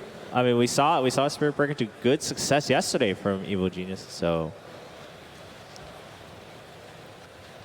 find out if that's still in their pocket in this matchup. But what's the main reason you would prefer Spirit Breaker like over ES, for example? Yes, he's not so tanky. But he's good, but like first, I prefer Spirit Breaker more because I just don't play that hero at all. There is Spirit, so I don't know anything about it. So but for me, whenever I see Usa, I just like Spirit Breaker in general. Like as a position 4, you can like Usa doesn't just do want to anything kite him too much. Yeah. I mean, it's sort of like, you pick this early on. Do you want to try and overcommit to counters? We've occasionally even seen like Ursa's be transitioned into position 4s, so they might decide to do that if EG go for the heavy counterplay. Has VP done it here I so don't far? think VP has, but they've also, they didn't run an ET the entire TI, and then they ran it in the last game. Ooh, Lich. We have seen the Liquid does it as well as the third pick. It makes your lane really flexible, and you can decide which lane to win. But when I talk about Lich, I feel the best when Lich is going mid and denying the mid creeps now. I feel like because of the way, it's the way you're playing the lanes. Because if you look at how the games are being played right now, they're trying to, both sides are trying to shove out the lane, get level 2 faster, and push it to your tower so they can pull the creeps from the side, the neutral creeps. So Lich doesn't feel like a hero that I want on the side lanes. Personally, I want the Lich to dominate the middle lane instead. Liquid has done it, right? Yeah. I think that is actually, it's weird, but I think that's the best lane for Lich to go to right now. So going back to the meta that I've been talking about, like when Liquid played it against the LGD, it was more about the mid game. So that's why I think Lich was the bad pick. But looking at here, where you focus more on the mid game, I think Lich is the great pick here. All right. Well, EG up for another one. The Tiny coming back once again for virtus.pro. In several games today on that hero, and 2 individual and team success combined. You could run into some issue in the laning stage with the Tiny, I think, particularly if they try and match the Vengeful Spirit against it, just get that reduction down. And Winter said, the Venomancer, disgusting banana man. Oh my goodness. So Venomancer is really good against a lot of the Blink heroes, and then they have 2 Blink heroes in the Virtus.pro side already. So I guess that's a good idea. All right. I mean, the VP draft actually reminds me a lot of what Serenity was doing earlier. Yeah, I feel like they have to transition one of this Ursa or Tiny Yeah. to a support, otherwise they'll be heavily countered by the Venom. And I really don't feel good if these 2 heroes are going to be a call here in this game if I'm playing against a Venom. And not only the Venom, the Lich Armor, it's going to be also very annoying for them. They have to find a way to get out of this situation right now. Well, VP. Storm Spirit looks good for the Virtus.pro side right now, right? They don't really have any lockdown. Yeah, they don't have stunts. But Good stunts. You need to worry about the last pick from the Evil Geniuses where Storm might get heavily countered, such as Huskar. They also don't have any heavy rotation heroes that would be able to go in and mess with mid. I mean, if you bump up the Venomancer to a core, then maybe you could take that with the last phase for EG. So it might be like a little bit risky for Virtus.pro to take that now. I mean, if they're worried about that, I think Bane can be fine if you want to have a 2 against 2 heroes mid. I think you don't really want to let the Lich just destroy your mid lane. Pugna coming out this time for Virtus.pro. So it's going to give them some sort of tower push because the other heroes don't, I mean, apart from Tiny, they don't really push towers really well, don't really push out the waves. But apart from that, what do you think? What's the idea behind the Pugna? Because you played a lot of Pugna. Do you feel like he's going to do a lot of work here in this game? I'm not really sure. I don't really like the Pugna here because they don't really have any intelligence hero. Like you usually want to pick Pugna when they have a 1 intelligence hero. But Yeah, so the ward actually does a lot of work. yeah, and like they have a Vengeful Spirit who can swap someone out, or Mirana can just jump out of it, right? I really like that Spectre ban. There wasn't really a great answer for the only thing would have been to try and pressure super early. I agree with that. I think that they were like trying to hope on that for a Get Agile free card And in a way. they need a last hero right now for VP to create a win condition for them. From what I see right now, I don't feel like they have any clear direction to win the game. It's difficult for them to push. I'm not sure if they're going to do too well in the lanes. The Ursa and Tiny is going to get kited by the Venom and the Ice Armor. And Mirana is also a hero that can run around the team fights with a leap and avoid the Ursa. What do you think about a Huskar as the last pick? But they don't scary? they don't really have the overall last pick though, so Oh yeah, that's a good call. I'm not too sure about that. Like we always talk about when you come to this junction, the 9th pick, you always Yeah. pick something general, not something that will win the game. That's why it's difficult to be in this situation here with the first 4 opening picks of VP. So it sounds like VP needs a hero that can basically do everything based on what you guys have Yes. told me. Well, there is the Storm Spirit ban. Obviously, having just faced that as well, several reasons Well, to take I that definitely think the Ursa or the Tiny, one of these 2 heroes has to be a support. Yeah. out. All right. Do you like something like a Bloodseeker here? I don't think you're going to be able to harass enough to get him a big advantage in the mid lane. I don't think he does enough mid game either. Wyvern. When you look a little concerned? Very concerned. They can still be in Wyvern position 3, so Yeah. like Wyvern is usually really good against a lot of physical damage, such as Mirana and Vengeful Spirit. Yeah, So it's great against the Venge, the Aura, but does it solve their problems? I'm not too sure about that. Does it cover all the bases here? Maybe like you mentioned, because of the possibility of the Wyvern being switched to the off lane, so they would decide after EG's last pick what to do with this pick. Okay, so favoring the flexibility a little bit more than was covering all their bases right now. I mean, it's a hero that also helps to enable the one of either the Ursa or the Tiny to go into that support position as well, if it is going to be a 3-position Wyvern. So they can both sort of get their farm in that laning stage. It's still just scary, though, because it means you're kind of relying on this Pugna to go off, and that's a scary hero. Alk coming out for Evil Geniuses. There you have it. The draft is done. And it's perhaps a little bit of concern still for the Virtus.pro side. Another problem now. I actually personally don't like the Alchemist pick here because the Pugna is really good against the Alchemist in the laning and in the game.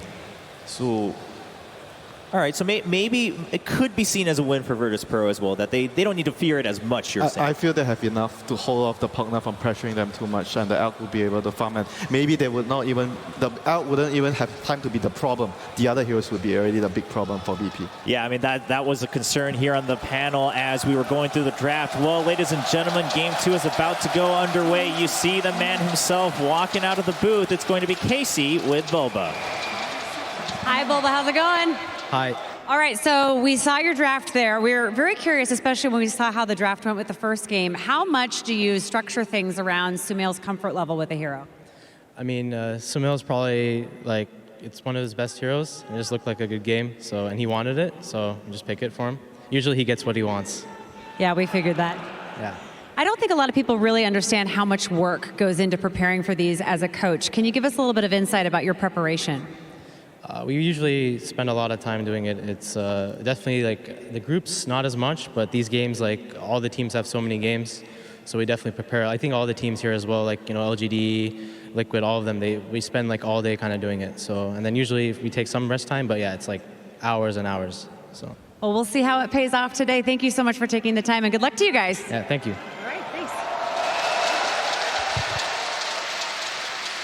Thank you very much, Casey, and thank you, Boba, for that insight. Ladies and gentlemen, Game 2 is about to go underway. Evil Geniuses leads 1-0, and to bring you the action, we have Odie Pixel and Fogged.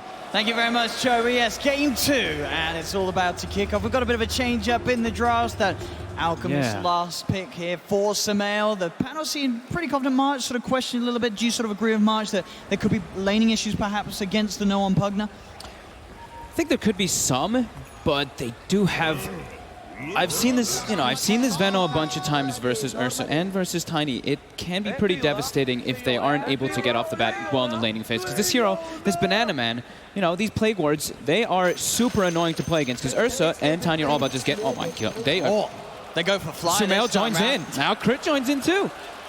My goodness.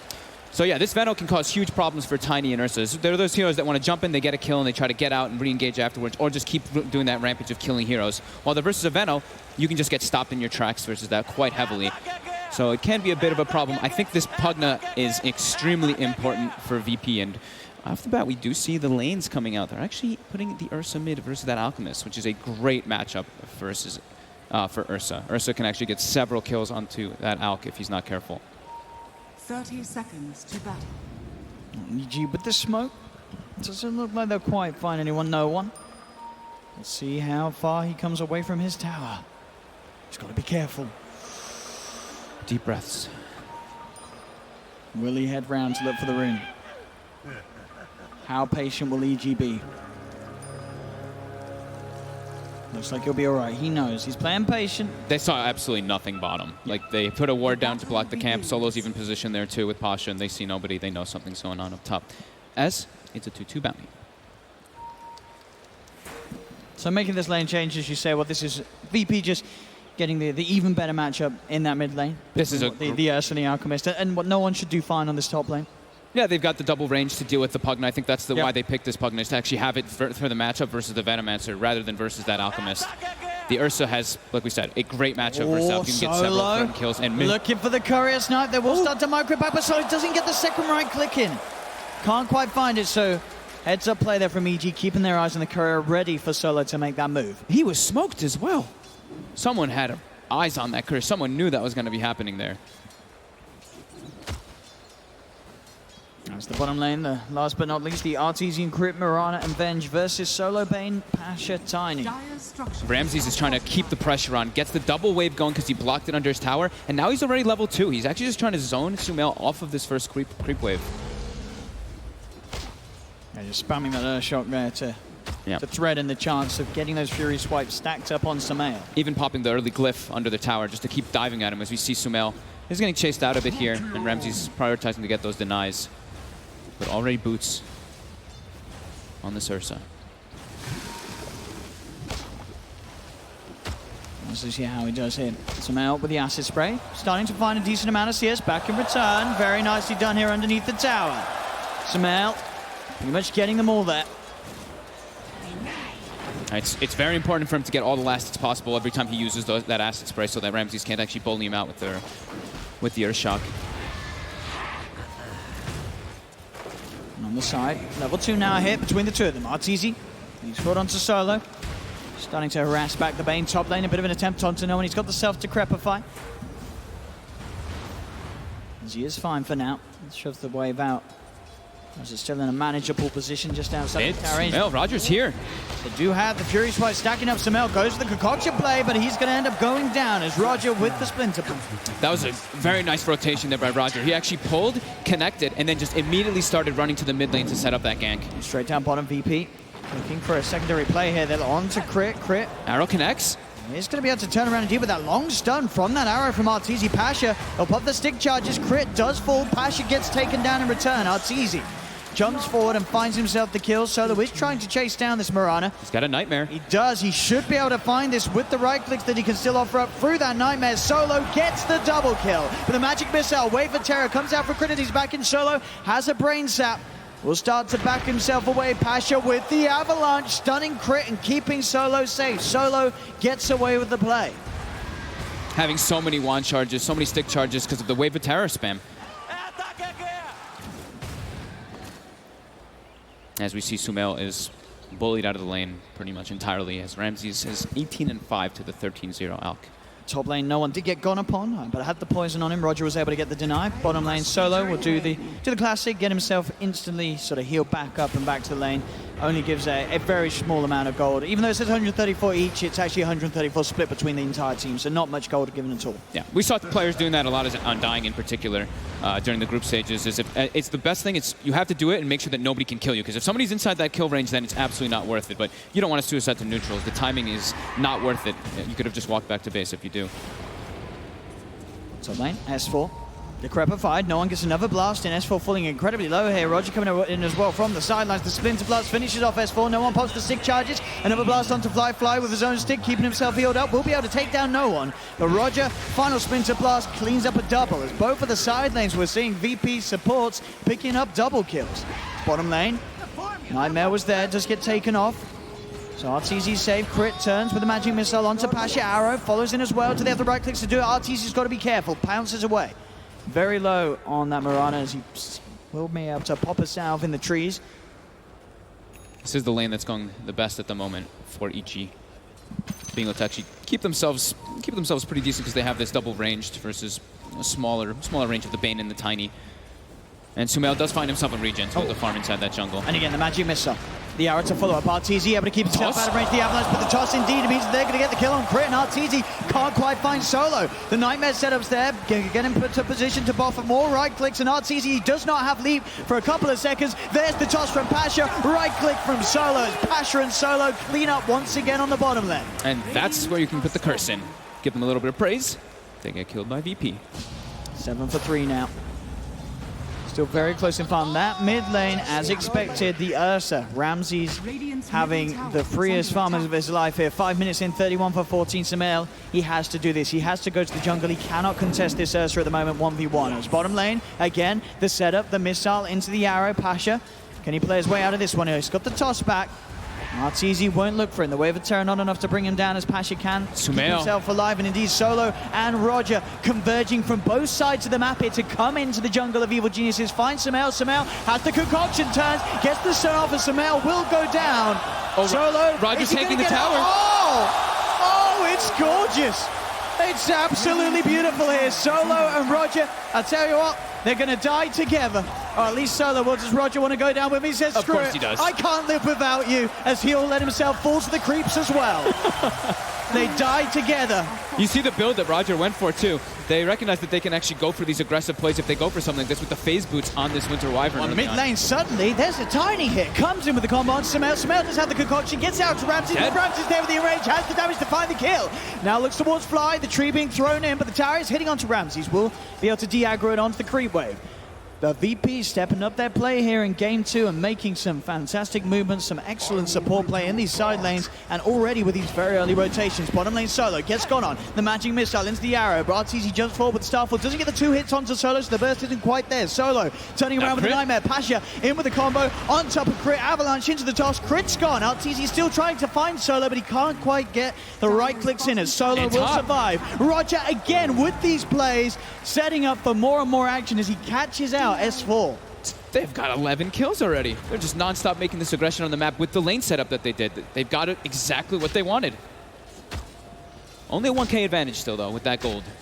As you see, the Alchemist is only... It's the power of the Alchemist, the fact that that net worth isn't that different. If Sumail was not on an Alch here, you're seeing that lead being about a 4K at the moment. Yeah, I mean, he is level 5, and the Ursa is almost level 8. So that is the big disparity there. It's coming in through that experience. Look at this positioning from Roger. He's on the high ground, he's behind them all. Fly and Sumail will head up here. Roger starting to get hits onto Fly. This is going to allow the slow to set up for Ramses to come in. Closes the gap on Fly. As his sprays pop down, they have got the concoction from Sumail holding back Ramses temporarily, but Roger and Ramses, they're chasing. How far do they want to dive? Do they want to go into a tier 2? Doesn't look like it. Fly will turn with a blast, and Roger and Ramses hold themselves back from that chase. Sumail is able to get a bit of space back in the mid lane, with Ramses' interest being pulled elsewhere. S4 is getting probably the most space out of all this on the side of EG because of all the movements that are coming out from the sports. He's actually up top at level 6 already since he's had that Lich denying the majority of the wave to get that bonus experience. And Sumail now is level 6, so a bit safer for the Alchemist. So 4-11, but a less than 1K gold advantage and only a 500 experience advantage as well. But this Ursa is quite enabled as he has that level advantage over the Alchemist still. But the gold, Sumail, 0-3. Pretty much the same net worth as this Ursa. He is an Alchemist. It's good to be among my So it could be argued that he would want to be ahead at the moment. And Ramses, the fact that he's keeping up with an out, it's great news for VP and bottom lane solo. Just with a nightmare. Toss and combo from Pasha. Bursting crit down very low as Crit will turn with a magic missile. Pasha, can he get the kill? He'll grab himself a tree. Crit keeping himself well away from this Tiny. Top lane, TP out is attempted by S4. Ooh, he doesn't make it. The suck is too strong from no one. As S4's taken down, mid lane Sumail's got the backup of Fly, so Ramses won't be able to play too aggressive. But so many kills here for VP, 12-4. Pugna being in a lane where there's no disable, he can actually just always go for those free life drains in those situations. And Ramses is continuing the pressure, wants to try to take out this tower to be able to keep that momentum going so they can go for the dives onto Sumail as they have that deep vision that they placed earlier. And it was not actually found. The Sentry Wards were off the mark. But look at this. Dota Plus, it likes the Alchemist. It likes the late game, I think. That's what it does. No one now getting some space to put pressure on the tower. So mid tower and top tower, VP being successful at putting the damage in on that. They're having a great time in this laning phase. Playing incredibly chaotic and fast-paced here, but EG, as you say, they are still keeping the core. They're getting the farm on Sumail. They are losing, losing map control, not losing towers, but they're losing it in the, that they can't match the pressure of the heroes that VP has at the moment. So the bounty runes, they'll see coming up in the Moonlight Shadow. EG, they're looking to set up for some kills. So if we can set up onto Ramses, he's going to get magic arrow. The arrow perfectly done by Arteezy. He connects onto the Ursa. Ramses is gone. The Moonlight Shadow catching him off guard. So they'll get a kill, and they claim one bounty at least, but VP will claim the other 3. Sumail, though, 600 ahead of the Ursa now. That ticking time bomb. Starting that climb, 1,700 gold on towards the relic. Solo will head into the mid lane, look to pick up that experience to get him over to level 6. So he has that Fiend's Grip ready to make the aggressive plays that the team needs to do so. They do still have that ward down here, keeping tabs on Sumail. The dream for VP, of course, would be able to find somewhere to wrap around in the jungle and get on top of the Alchemist before he sort of hits these first crucial items timings like that relic. They still do have a decent amount of burst to deal with the Alch, though, once he does get that. Sure, he's going to have the Radiance, but they've got Tiny, they've got Pugna. These 2 heroes can dish out very high damage in a short period of time. Ramses does find an Invis rune, but he is under a sentry. He actually... Sumail does find him, but Sumail doesn't quite have Chemical Rage up. He's got it now. It will turn, pop it, but it doesn't matter. The Fury swipes have already stacked up. There's the level 6 hit by Solo, but the Chain Frost from Fly comes out. Bouncing between them. S4 gets the ult out onto Ramses, but Ramses, he wants the kill. He wants S4. Can he quite find it? The slows are too strong. He's being kited up. Roger pulls the Winter's Curse, but Ramses will go down to the poison of S4. As S4, maybe seeing if he can find Roger as well. Roger will have the Arctic Burn flight available in a few seconds. Tries for the TP, but Crit's there with a magic missile. Roger looks towards S4. S4 will hide his way behind the trees as Roger, he'll look to he gets denied. Uses it again. That's that creep cap on a triple kill. As 3 heroes have died here, different neutrals, same spot. It's been a bit of a wonder place for VP as they've got a fair few self-denies there off the back of that cap. Right there, we're seeing the power, though, right, of the Venomancer versus the Ursa. You can close the gap for a second, but as soon as the Gale comes out, as soon as those Venom wards start poking you, it becomes so much more difficult for that hero. Structures are fortified. As no one will look to claim this top tower. He'll get it. Does get it. 4 minutes in. Very nicely done. Second highest on the net worth. Pretty much level with his buddy Ramses on the Ursa. Dire are scanning. There's a haste rune down bottom. This could certainly set up for Ramses to find some action. He's got the bow. We'll see if he finds a chance to utilize it. 1,600 gold towards his blink as well. EG's not trying to make any aggressive plays now. They're just trying to play defensive, make sure that they can get this Alchemist farmed up. It's on, I'll say, the onus is on VP to make those aggressive moves. Let's see how well they can do it. Because EG themselves, they're actually stepping up the aggression. Okay, so with RTZ, they're going to look to make space with these 3 heroes. S4 is going to pressure one lane with the Plague Wards, as the rest of them go on a hunting crew to make space for Sumail. They're going to be able to find the high ground position around the back of this mid lane. Solo and Ramses, the ones who will be targeted if they do step out of place. As they'll look for the connection. So if they can find the arrow, they don't get it. Difficult. Now Ramses, he's going to know what's up. He starts to play even more cautiously. Pasha comes over as well. But they're giving time. Sumail almost has that relic after being versus one of the hardest counters in the game in that lane matchup. S4 with the wards, has eyes onto Roger. Space for Sumail, but space also there, of course, for the Pugna. No one now putting some pressure onto that bottom tier 1 tower. Yeah, I'm glad no one is. I mean, he is a Pugna, so you can't expect it. But just prioritizing going for all those tier 1s. Since you're playing versus Alchemist, you want to get that easy accessibility in the jungle always. And now they do have a very important item for VP as they get the Blink Dagger on the Ursa. So he can look to make those aggressive plays. And with the Haste Rune, he can kind of bypass the problem that he can have versus that Venomancer for the next engagement that happens. As bottom. More pressure coming out from VP. They know that EG's just trying to farm up this Alchemist. Yeah, they're really trying to force a reaction out of EG. Is it going to come though? That's the question. Sumail 1k gold away from the full Radiance. Dire's top tower is under attack. And closing in very, very quickly. It's going to be a good timing on it. They have a lot of Aghanims they can give out in the later stages of the game. We didn't get the touch on it because it won't be for quite a long time, but all of them have pretty decent ones. It's Pasha. No one looking for the wraparound mid. They know that this Venomancer's job is just try to stall and defend towers now that he's got higher levels in the Plague Wards. They're trying to get the wraparound. The Moonlight Shadow is there already, though, from EG. So they look like they want to respond to this. Radiant's middle tower has fallen.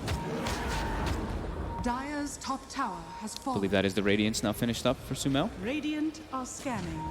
He's got the money. He's on his way over, but this move will be scanned by EG. They also have the ward. They see Roger coming in They're preparing already. on the high ground. Look at the magic missile out. Pasha going in for the combo, but the Chain Frost bounces are already out here from Flies, doing a lot of damage here to both No One and Solo. They'll turn, they'll get the grip. Ramses in onto the high ground. Jones 4 gets the kill. Winter's Curse through Roger, holds back the Alchemist. Arteezy jumping in with the Starfall, gets the double kill. He's found Roger on the high ground as well, gets the triple. Arteezy with the wraparound, finding the big kills as he jumps in perfect position there for that Starfall. Perfect position for EG with the Chain Frost as well. Fly getting, I think, what, 5 or 6 bounces between there. Look at the damage coming in from him. He actually did the most in that fight, even though Arteezy comes in the back from the cleanup. Ramses does poke a little bit at Arteezy. Arteezy goes for the arrow. Ramses will be able to dodge it. Only just. Gold and sweet. But now, the network lead in EG's favor. As we did see VP have a strong start to the lane, taking these early towers. But did they have a strong enough start to sort of hold back the power that this Alchemist can bring as the game goes on? These bounces looked almost max range. Look at this. No one bounces to Solo, no one to Roger again. So 4 bounces coming in. Even though they're kind of grouped up on AG, they lose 2 heroes right away. The curse isn't fantastic, and RTZ comes in with a great Starstorm in the back. And those sort of fights really going to just make this game harder for VP, and No One, you can see there he feels it. Yeah, I mean, this Alchemist just got he was involved inside the fight, just kind of, he didn't really have to do too much. He just kind of sat there, but sapped all that experience. Almost level 13 on Sumail now. As he's pretty much, he's ahead of actually the Ursa of Ramses. So that higher level in Chemical Rage. as well as also going for a Blink Dagger. So Sumail, he's looking to just take fights once he's got the Blink and he gets that Unstable Concoction cooldown soon. They're looking for Roshan, but it's hard. EG know what's up. They put the Wave of Terror in. They've got a great way to scout inside of there with the Plague Wards as well as that Veno. Also fighting inside the pit. I mean, Chain Frost is very devastating, but VP also has a very good fight around that Rosh Pit with the Nether Ward. Roger. That was close. Sumail's certainly an issue now. And they're even bringing him over for the fights with his Radiance. They smoke him up. It's also a bit more of an issue. It's like normally like an Alchemist, he's scary, right? But you throw Lich Armor on him, it actually makes up a lot of the problems that Alchemist does have early on, which is the armor department. Makes him so much tankier, and he's got the Blink. He's already looking to get aggressive. Ramses is straight on top of them. The Concoction, the Swap Bag, the Magic Missile. Ramses chain locked down as they get the kill. That Blink Dagger, as you say, certainly catching him by surprise. Didn't expect that jump to come in, especially out of the smoke that EG led in with. As EG find a kill onto the tier 1 tower. Winter's Curse will be thrown down onto S4, but he was still able to get the ult down. Sumail's just going straight in, gets Decrepify. Avalanche combo comes out. Can he get out of this one? Sumail, he's falling pretty low. He can again fly with the bounce of the chain. 9 HP. Lives on 10 HP, 8 HP in fact.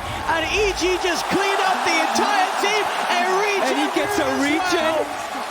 Oh, you couldn't have ridden it any better there for EG, that fight. And we just said, I mean, he jumped in with Alchemical Rage. Again, the Chain Frost bouncing between everybody, as well as that Poison over connecting on a few.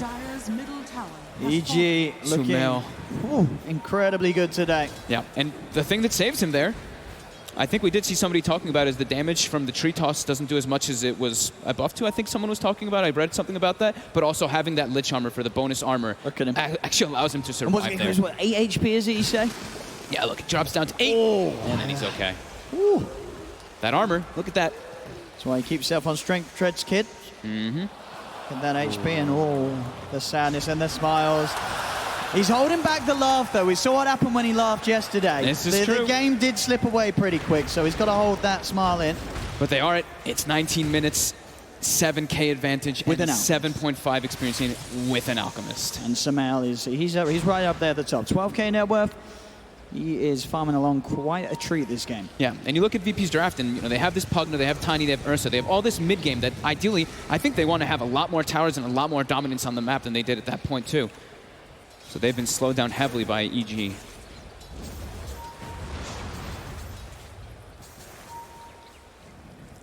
Radiant's bottom tower is under attack. What is the plan for VP? They do. Well, I imagine they just have to keep playing with the aggressive, right? They can't sit back and out-farm this. There's just no way. They have to try and force an issue. It's very difficult for them now versus the Veno Wards as well as the Ice Armor. They can't really look to go for those tower pushes or anything either. They kind of have to go for hunting and maybe just play around getting a Roshan so they can play with an Aegis and try to get some momentum swing off of that one. But EG's all positioned around here. They do have the sentry down, so they see Crit. Crit gets the magic missile out. They've got vision upon him. They'll pop the dust. They'll look to burst him down. They'll get the kill on Crit. Crit's down, but already Sumail's in. He's in with the Chemical Rage. Pasha tries to go for the combo, but it's not nearly enough burst to find the kill. From the side, S4 gets the ult out onto the two of them. Ramses goes for the TP out. Will escape. Arteezy still alive amongst all of this as they're taking the fight once again. Pasha running himself away from Sumail and flies. They'll chase down this Tiny. The Radiance burn bringing Pasha down as EG take another successful fight. VP just seem at a loss here. They try to fight. They can't farm, at least at a pace that keeps up with that of EG. They've got to do something miraculous here. They couldn't put it better myself. They have to pretty much get a ton of kills now off of this Ursa with this Bastion, just try to look around and get those other heroes besides the Alchemist to try to catch Sumail when he doesn't have the Chemical Rage after. But, I mean, Sumail's got the net worth of 2 heroes right now. They don't have Fiend's Grip available. They've got a Nightmare. Okay. He has used all of his leaps, and they'll mean they can set up for the kill there. Ramses and Solo find a big one. Ramsey 666 gets 666 gold for killing Arteezy there. Beautiful. On a 6-kill streak as well. Look at that. They need more of that, more of finding these big pickoffs, punishing sort of Arteezy or Sumail if they do come out alone. Sumail's going to be a lot harder though because he's been farming a lot safer. He's got the Manta Style now as well, so he can sort of farm without putting himself in sort of harm's way. And he's got that big talent that we see on the Alchemist a lot, that 400 health talent at 15, so tanky. And we see that, yeah, 93% for EG.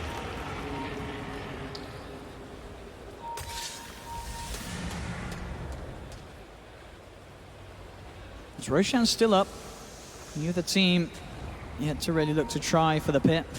I mean, it's too hard for VP to really set up for it. If anything, they can try to sneak it, but Solo. EG's always wearing it solo. Oh, he tries to lean him, but Sumail straight on top of him with the blink dagger, and Solo's gone.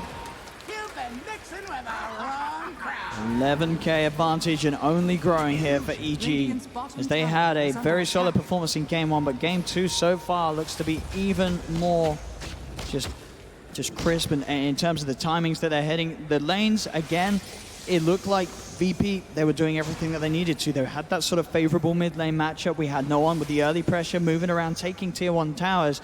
But it is just the power of this Alchemist. It doesn't matter if you lose that mid lane. You can just head into the jungle, catch up and farm, get yourself involved in one fight, and as soon as you got that Radiance Blink Dagger, you are just such a threat to the enemy team. Yeah, and if your team's able to pick up bounty runes during all of it too, you're still just getting all that gold during the laning phase as well. And I think, I mean, Sumail did find a regen rune to keep getting that jungle going quite nicely too.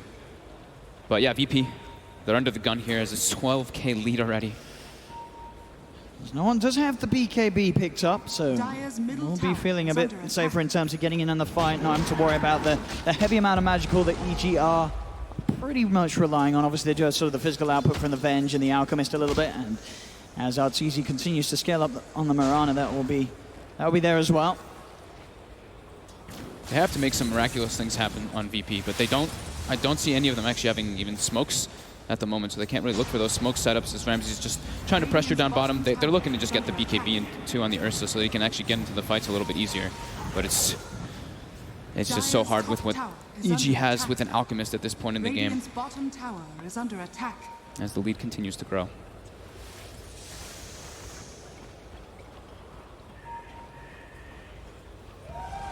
Somehow.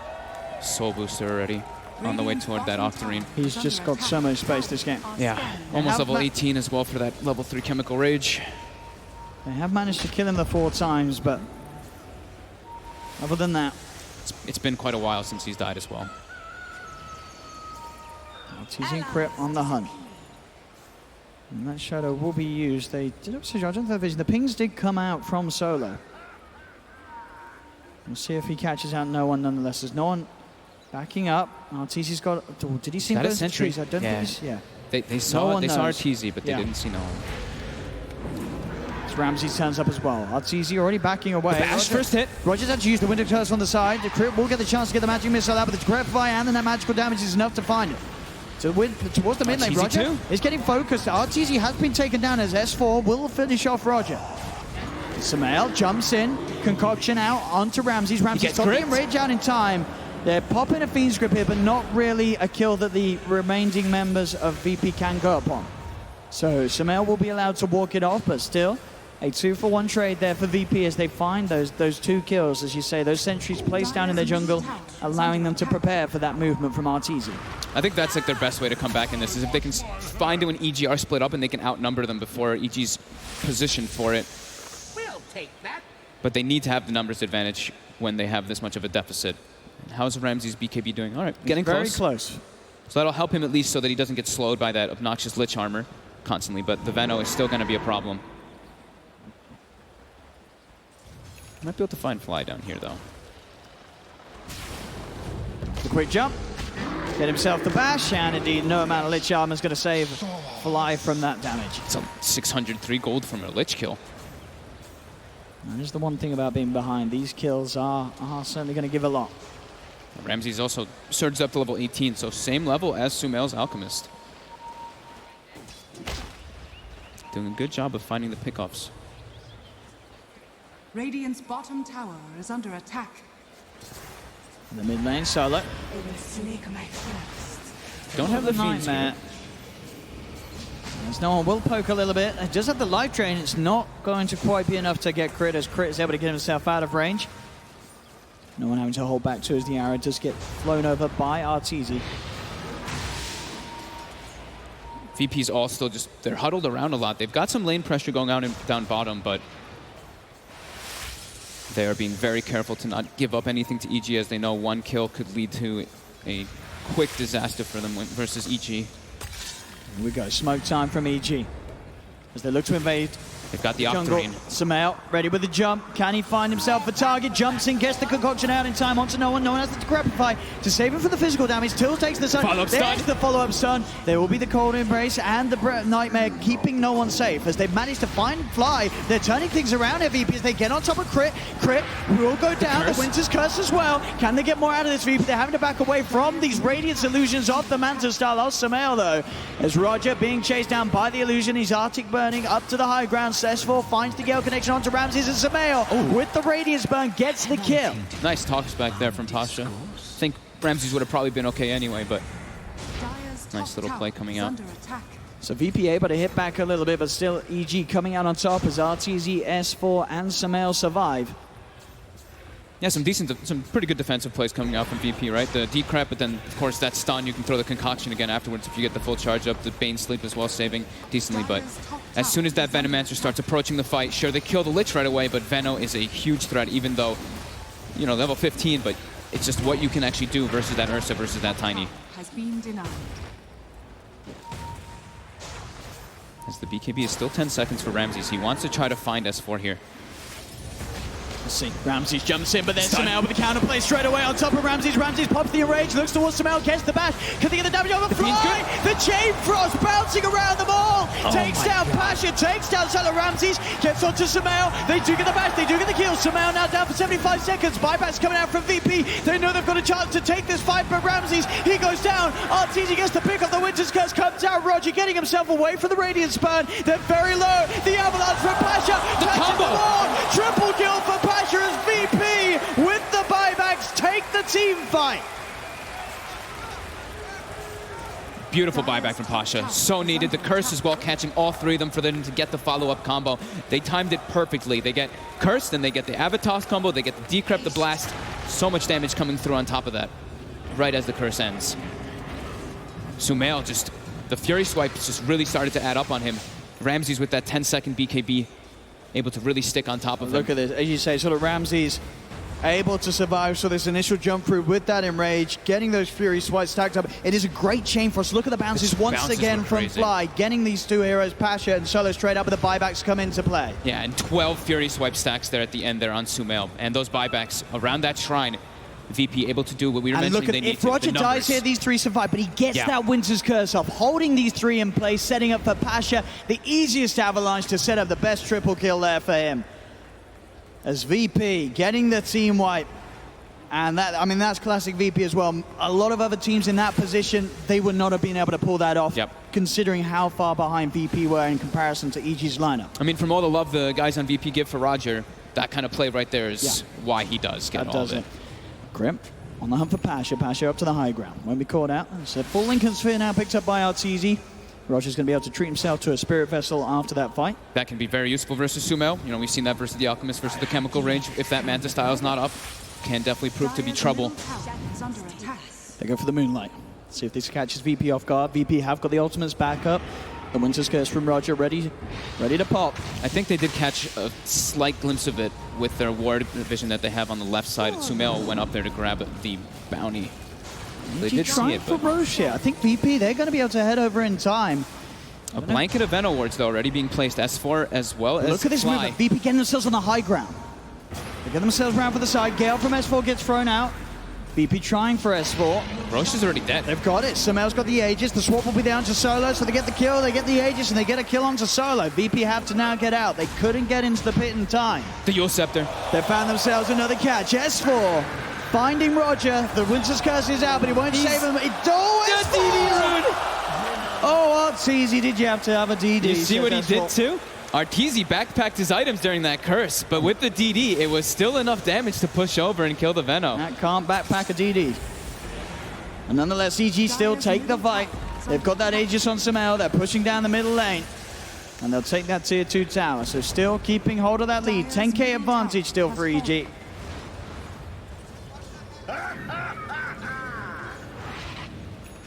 Dire's middle tower. Okay, they've got the Lincolns now on no one. So that could, it can defend them at least against these annoying, unstable concoctions, the swap, the stun as well from that bench. Radiant's bottom tower. And Ramses is committing forward for not the most usual item, but it's the Deso. So that's really indicating that he's like, I need to just kill somebody in my initial fury, in my initial overpower. Because he needs to just get it done inside that BKB. We've seen the power, what that Veno can really do, that kite ability. And absolutely, as you say, not necessarily the norm on an Ursa. We saw it sometimes when people were talking about like the tower push. Oh, we don't have a building hitter. The Ursa has to go for that. Arrow gives vision for a second of the Ursa. Look at this again here. Look at that. Look at this. The DD ruin it. We're going to see them RTZ right afterwards. Yeah. He tried. He tried to backpack. He did.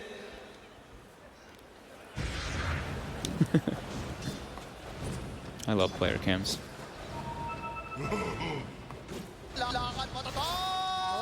Has the advantage.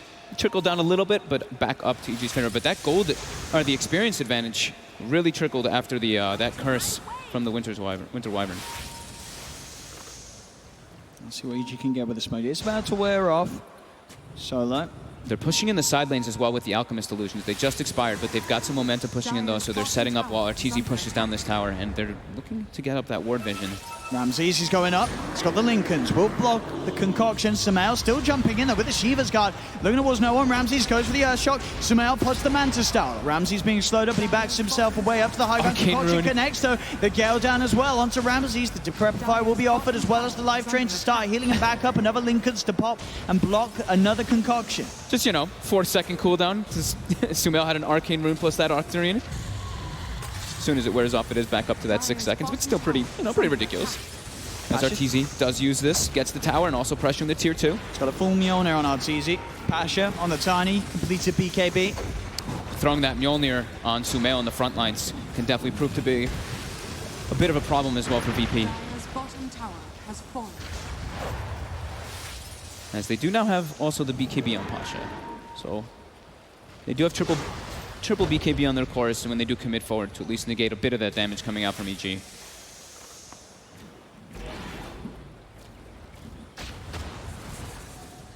How EG's just trying to kind of suffocate them here, keep them inside their bases. They keep this, they gain this net worth advantage more and more as they now have all 3 of the top net worth, as Ramses does claim it back in there as he clears the creep wave.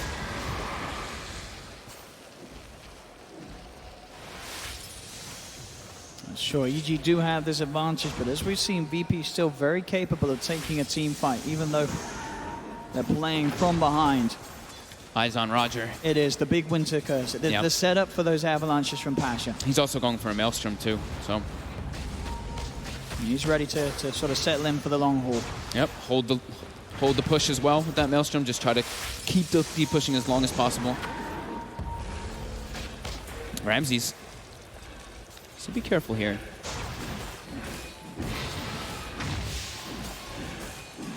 RTZ is setting up the push top, and they are already gunning for him immediately with this Pugna and Tiny on the side of VP.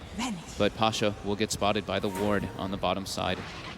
We'll take that. Bounty runes, time to collect. Dire are scanning. The prize is mine. All that delicious gold for Sumail, who is, with that Shiva's picked up, he's going for the first Aghanims.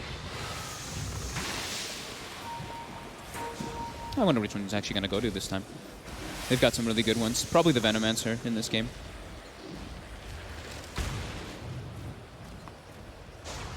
But even the Venge can be incredibly useful, as we've seen so many times. It doesn't matter if you die, you've still got yourself in there to be able to save and swap, and you can even play aggressively with your swaps in that point. So, that's easy. He does get spotted. Quick kill for Ramses and Pasha. As RTZ caught out alone. They were hunting him for a while.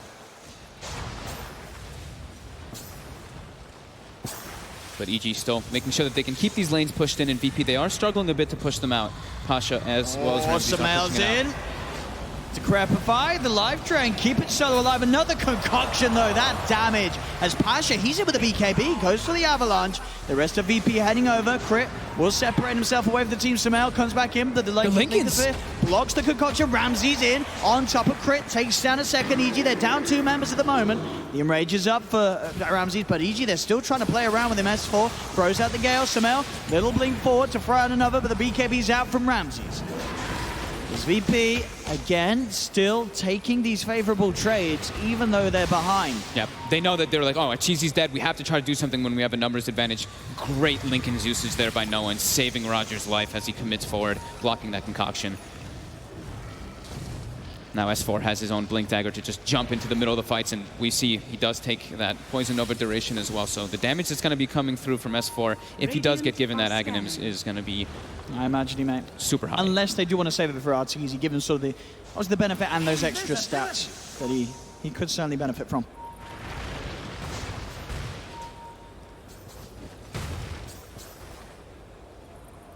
Let's see which one it's going to be. I think it's more than likely the Venge or the Venomancer. As Arteezy just gets picked up again. Oh my goodness, Ramses. That's the second time in a couple of minutes catching out Arteezy alone. And this is where VP is going to look to play aggressive. They know there's only 4 of them up right now. S4 has been given the Aghanims. Sumail jumps forward, finds Ramses, but the BKB instantly out. Sumail back down to the low ground. S4 on the side goes for the Gale onto Roger. They are going to see VP try and chase down S4 a little bit, but the wards are down. They're being kited up to the side. Sumail won't find the connection with the concoction as both teams retreat from one another. Yeah, Ramses was, as soon as Ramses was forced to use the BKB, they didn't want to continue to going for that aggressive play when they know Arteezy's dead.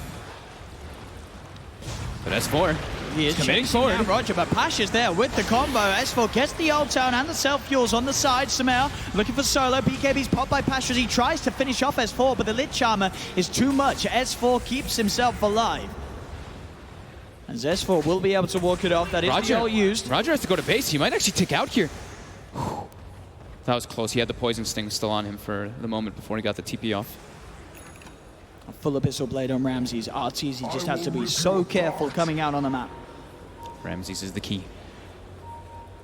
He's kept up very well in the farm. Level 24. He's actually ahead of Sumail in experience because of getting those pickups on Arteezy.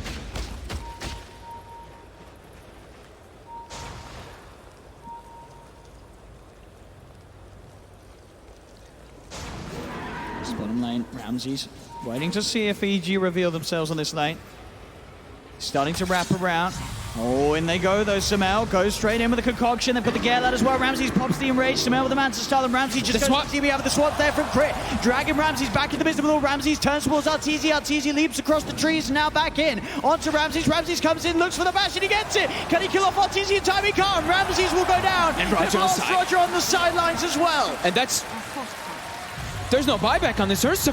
He's dead for 90. He went all in on that Abyssal Blade purchase. He is out of money.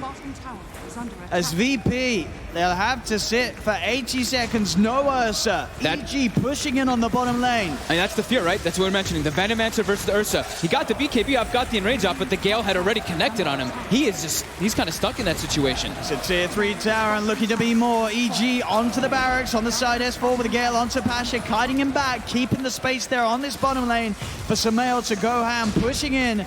Taking the melee racks, getting the range racks as well. Nothing that VP can do to stop them as EG. They'll get one set. They're moving towards the mid. We'll see if they want to try and push the issue and go for more. They know at this point, this Ursa is not buying back. He cannot. The portrait. So 40-minute mark. Yeah, 40-minute mark hits. They've got an Alchemist on their team. They want to go collect those bounties. Collect these double runes as well. They could still be looking for that Roshan too, which is the Aegis cheese, as they've kept VP in their base for a bit now. And VP is there anyway. They can get to this pit with the Winter's Curse in time.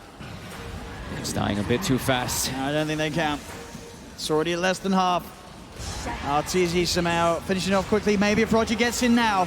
He's trying to head over. Can he do it quick enough? But no, he can't. They'll grab the Aegis. Sumail now looking to go in onto Roger. Roger tries for the Winter's Curse, but Sumail already gets the kill. Roger down for 50 seconds.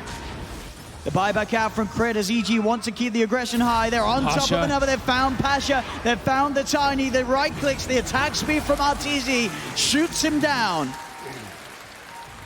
They do have buyback. They may need to use it. Pasha out for 80 seconds. So much gold that EG's gotten in the last few moments, though. Another Aghanims is going to be coming out on the courier. We see Arteezy, I think, has pretty much finished the MKB. S4 also an Octarine, just getting that bottom set of racks has catapulted them forward even more in this game as VP really on the back foot here, on the brink of elimination.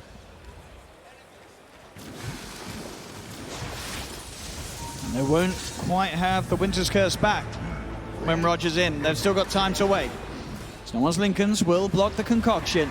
The tier 3 mid, though, taken down by Arteezy. The racks once again exposed. S4 jumps in, looks for the ultimate, only gets it onto Ramses by the looks of it.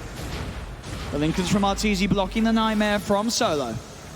S4 playing very confident, as he should be, with this Phantom Mancer when he has a cheese. Just with the Yule Scepter, with the Blink Dagger too, he can play aggressively in the front lines, get those Plague Wards down so they can get the vision. VP. There's the axe, and whose way does it go? You go to Arteezy? I think I like it on crit, maybe. But we'll see. We'll see. He looks like he's moving toward Fly. Oh! All right, let him have the Chain Frost upgrade. He's had some very good ones, right? I mean, now Arteezy's died a few times too many, you know. That's true. Fly's been hitting some fantastic Chain Frost. It's mid lane. Crit. Gets jumped on here by Ramses and Pasha. Sumail tries with the concoction. Again, the Lincolns block no one. Very quick on his fingers with those. With the man down. We'll see if EG want to really try and force it. They're playing 4v5 for 50 seconds now. They may be ahead, but these sort of little pickoffs that VP find do sort of buy them this time to really get Ramses, Pasha, and no one back in the place that they need to be. S4 still with a lot of unspent gold. 6k that he's holding on to. Arteezy now taking the multi-shot. Oh, Arteezy actually hit level 25 before Sumail did this game. That's pretty surprising, because he spent a little bit of time dead. He's at 7 deaths compared to Sumail's only 5. That's EG. They continue applying pressure on all the lanes. VP trying to push them out a bit here so they don't have to worry about simultaneous pressure. There's a blink on Roger, so we can look for that Dream Winter's Curse. No one has 6,400 gold. Has had the Hex queued up for quite a long time. He needs to spend it. He needs to spend it before they go for the push. He's sending the courier to the secret shop right now. He's got to get it back. That's 4. Doesn't connect. It actually does connect with the Gale. Oh. Curse. Yeah. Can they really do anything with this, though? It doesn't look like it. Doesn't look like it, so that is going to be a decent amount of time. 70 seconds without the curse. Solo. Actually going to tank the arrow there from Arteezy. Solo's just going to be straight up dead. Surely the cold embrace is there. There's Grepify. Can they keep Solo alive? The life drain. Is it enough? The Lincoln's blocking the concoction. No, the damage is still there from Sumail. Solo down for 50. EG back to the base. Jump forward from S4. It's got the Gale. Onto Roger. Buyback from Solo. And cold embrace is out, keeping Roger safe.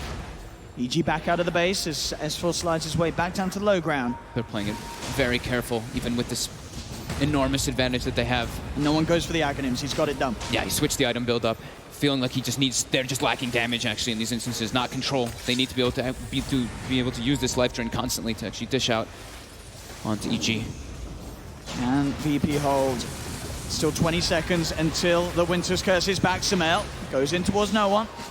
Against all these Nightmares, Decrepifies, and Cold Embraces, they've got lots of ways, VP, to sort of save whoever gets gone on at the start. Make it that little harder for EG to sort of latch onto that opening kill that can help them siege the high ground. Ramsey is trying to get them as much gold as possible while the rest of them are holding, running around, collecting bounties, farming some creeps.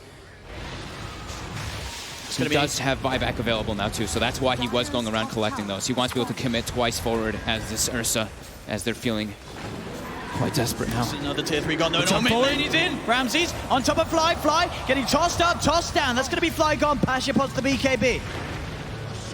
Aegis gets reclaimed. The arrow connects on Ramses. They found Ramses.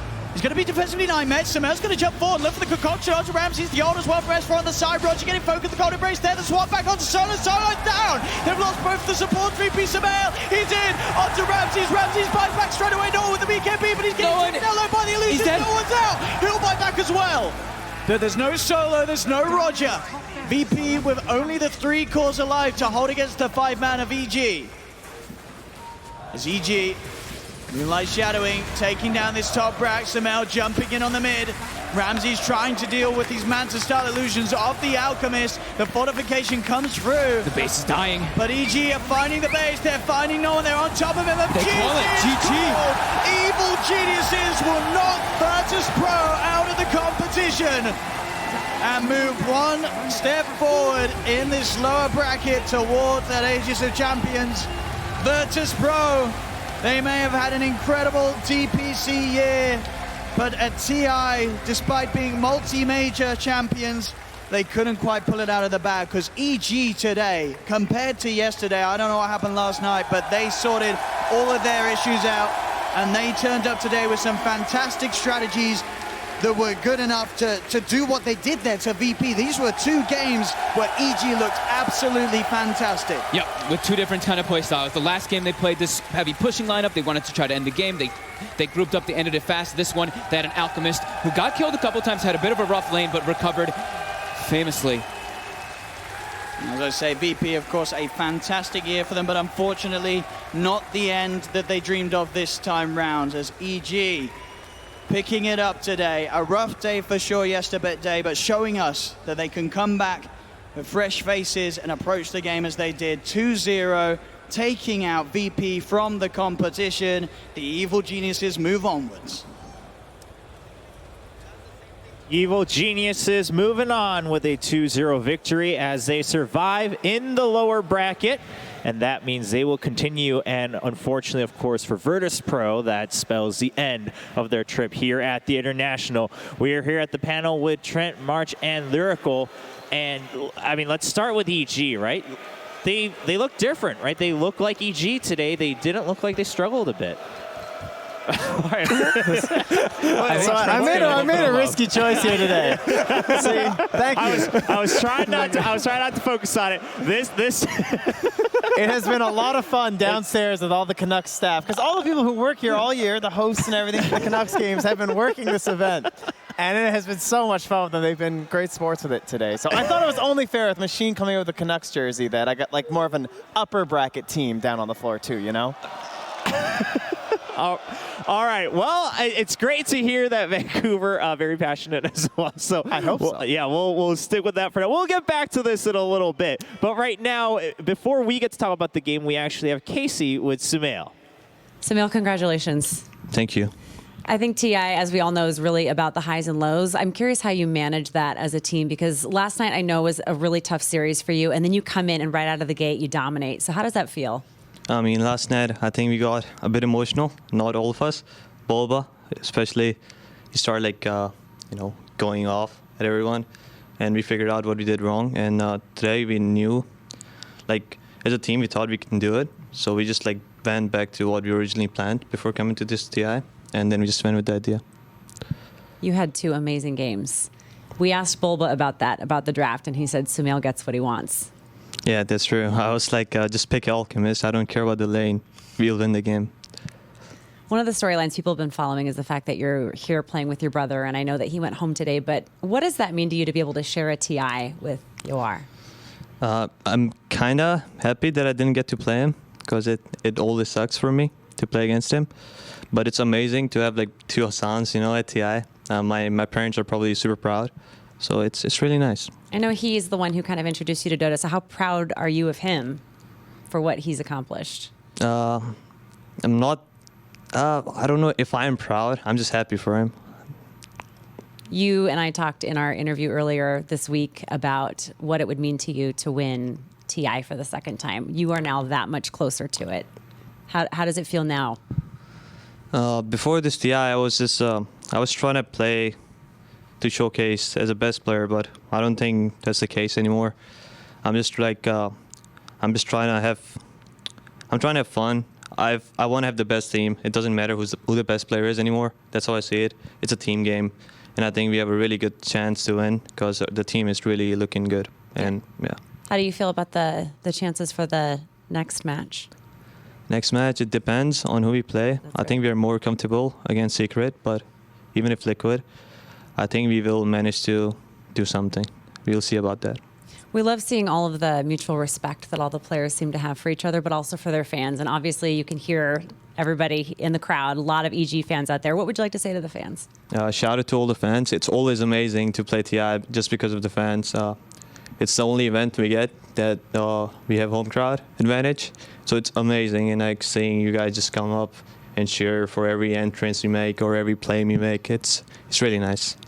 Sumail, thank you so much. Really great games. We really Thanks for appreciate having it. me. Congratulations. Back to you guys. You can see your fans there. There they are. Thank you, Casey. And indeed, a lot of EG fans, of course, out in full force cheer for them. But oh my God, plenty more. You know, you made a mistake. You are screwed, man. I was going to do the Luongo jersey. Are you sure you're going to be able to exit the venue? All right, I hope today? so. Security got me covered. I mean, maybe you should just sleep at the venue overnight for tomorrow's show and just take care of this. Yeah, somewhere. This is supposed to be for the All-Star thing, not for when a team's exiting out of TI. I'm sorry. I didn't realize this was going to be happening like this. The timing was a little off. Just a little bit. But yeah, this was for the All-Stars. I don't know if that really makes it any better for everyone here. But we can pretend. Okay. Yeah. All right. We'll ask them again when we get there. Okay. We'll get their reaction then. But of course, EG coming out. Sumail played a great game, but we talked about it after game one as well. Lyrical, it's been the whole team, right? They really came back as a team and kind of got their draft together, came out with a strategy that they had in mind. Totally, and that's something that you got to do. I feel like this, to me, was probably the most important game of the tournament for them. Obviously, elimination, that really matters, but more so, it's being able to respond. If you can't really respond to adversity as a team like that, if you're don't have the support system in place, then it's just not going to work throughout the rest of the event. And so, obviously, elimination matches are always big, but it also gives me a lot of hope going forward, no matter what the result is for this team at this TI. Yeah, March, what's your take on EG as they continue to try to step back into the international? I feel like I keep going back to this meta thing where I feel like LGD and OG are playing more like the late game and mid game compared to the EG Liquid where they play more early game centric. I feel like next when they maybe mid Liquid or Secret, we're gonna find out who's the best at their early game meta. And then I don't really know which one's better, but it looked like the mid game and late game is better because it was first time playing against it. So maybe EG will be more ready against it, and then who knows what's going to happen. All right. Well, EG continuing to evolve and adapt as they continue on in the international. But of course, on the other side, that means virtus.pro now ending their story here at the international. Machine now to hear from Ramses. Yes, thank you very much. We do have a translator just off camera to help the questions be fully understood by Ramses, but he will be answering in English. A top 6 finish for virtus.pro, an all too familiar finish here at TI. And I want to understand first that game. There was a tough opponent, EG. Could you explain how that game went from your perspective? I think EG is TI winners second time. When they play group stage, they are sure our best. They beat anyone. We are scared play with them. And I want to understand, a lot of players say that they like being the underdog. You guys were the opposite. You were the favorites. Did you feel that? Did your team feel the pressure of being the favorites?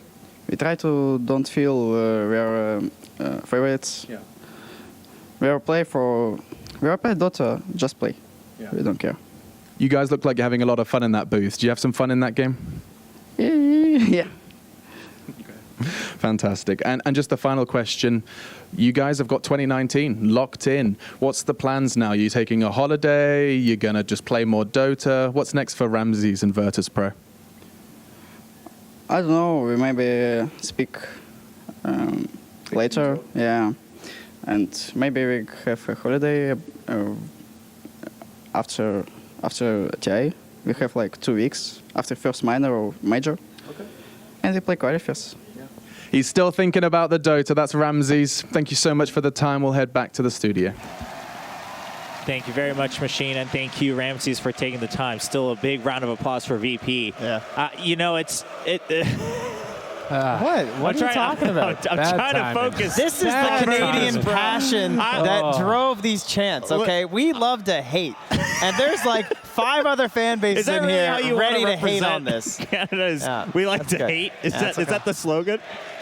Oh, I would. Oh, Oh my goodness. I know you all find me very attractive, but I can't just go stripping on stage here, folks. Slacks is not on the screen anymore. Listen, as much as I understand where that's all coming from, I don't think any of us really wanted to take it off because that's a whole different thing that we don't want to have to deal with. So I'm at the mercy of the crowd here. We're going to skip right over your opinion on this last match and go It's probably for the best. But let's talk about Virtus.pro a little bit more before we have to send them home. Obviously, that was their last match. And it's a bit of it's a weird situation, right? Because this is a kind of an all too familiar finish. It's against EG once again, but top 6 is still pretty good. But then you were the favorites. I mean, Lyrical, what's the story here for VP? I mean, this should still be a finish that they're proud of once time passes. I mean, once time passes, kind of, it's really tough, though. Like, I mean, you could see the emotion there on their faces. Obviously, it's going to be there right after the game. But the same place as last year, still the same problems in a way that you saw last year as well. I think that we talk a lot about the pressure, but it's sort of another thing to actually feel it for those players and to see that you went by a whole year and then also weren't able to solve those same issues. It's going to be tough. Maybe you start to look again at like ways that you can change it up because it's sort of reinforcing the issues of, all right, let's try and fix our mental state potentially, because when these guys are playing, they are the best in the world. It's just a matter of making sure that they can actually play the way that they want. Yeah, and they've proven that time and time again throughout the past year, obviously, rising through the ranks, the DPC, but unfortunately just not being able to do it on the big stage here at TI. So Virtus.pro will go home with a top 6 finish, but Evil Geniuses will continue on. They'll be awaiting the winners of Team Liquid versus Team Secret, so that should be a continued series of matches to look forward to here at TI. Well, now let's take a look at the bracket. In fact, just to remind everyone, Liquid Secret will be coming up tomorrow, and EG waiting at the top there, of course. Today we sent home Optic Gaming, VGJ Storm, and Virtus.pro. So 3 more teams got eliminated, and now we're moving onward. Man, what a run from Secret there. You saw like always starting after the best of ones. They've been doing a hell of a job so far. I feel like this is maybe one of those teams that could potentially go the distance as well. EG was talking about Sumail obviously saying that they feel more comfortable against it. I'm really curious to see how that matchup goes also. Yeah, March, we talked earlier about, or continuously actually throughout the week, about upper bracket and lower bracket. But now, I mean, while there is a difference, we're really at the final stages where it's coming down to one bracket once again. So what's your take on kind of the difference in the teams now and how they're seeing the rest of the tournament? I need to think about that a little more.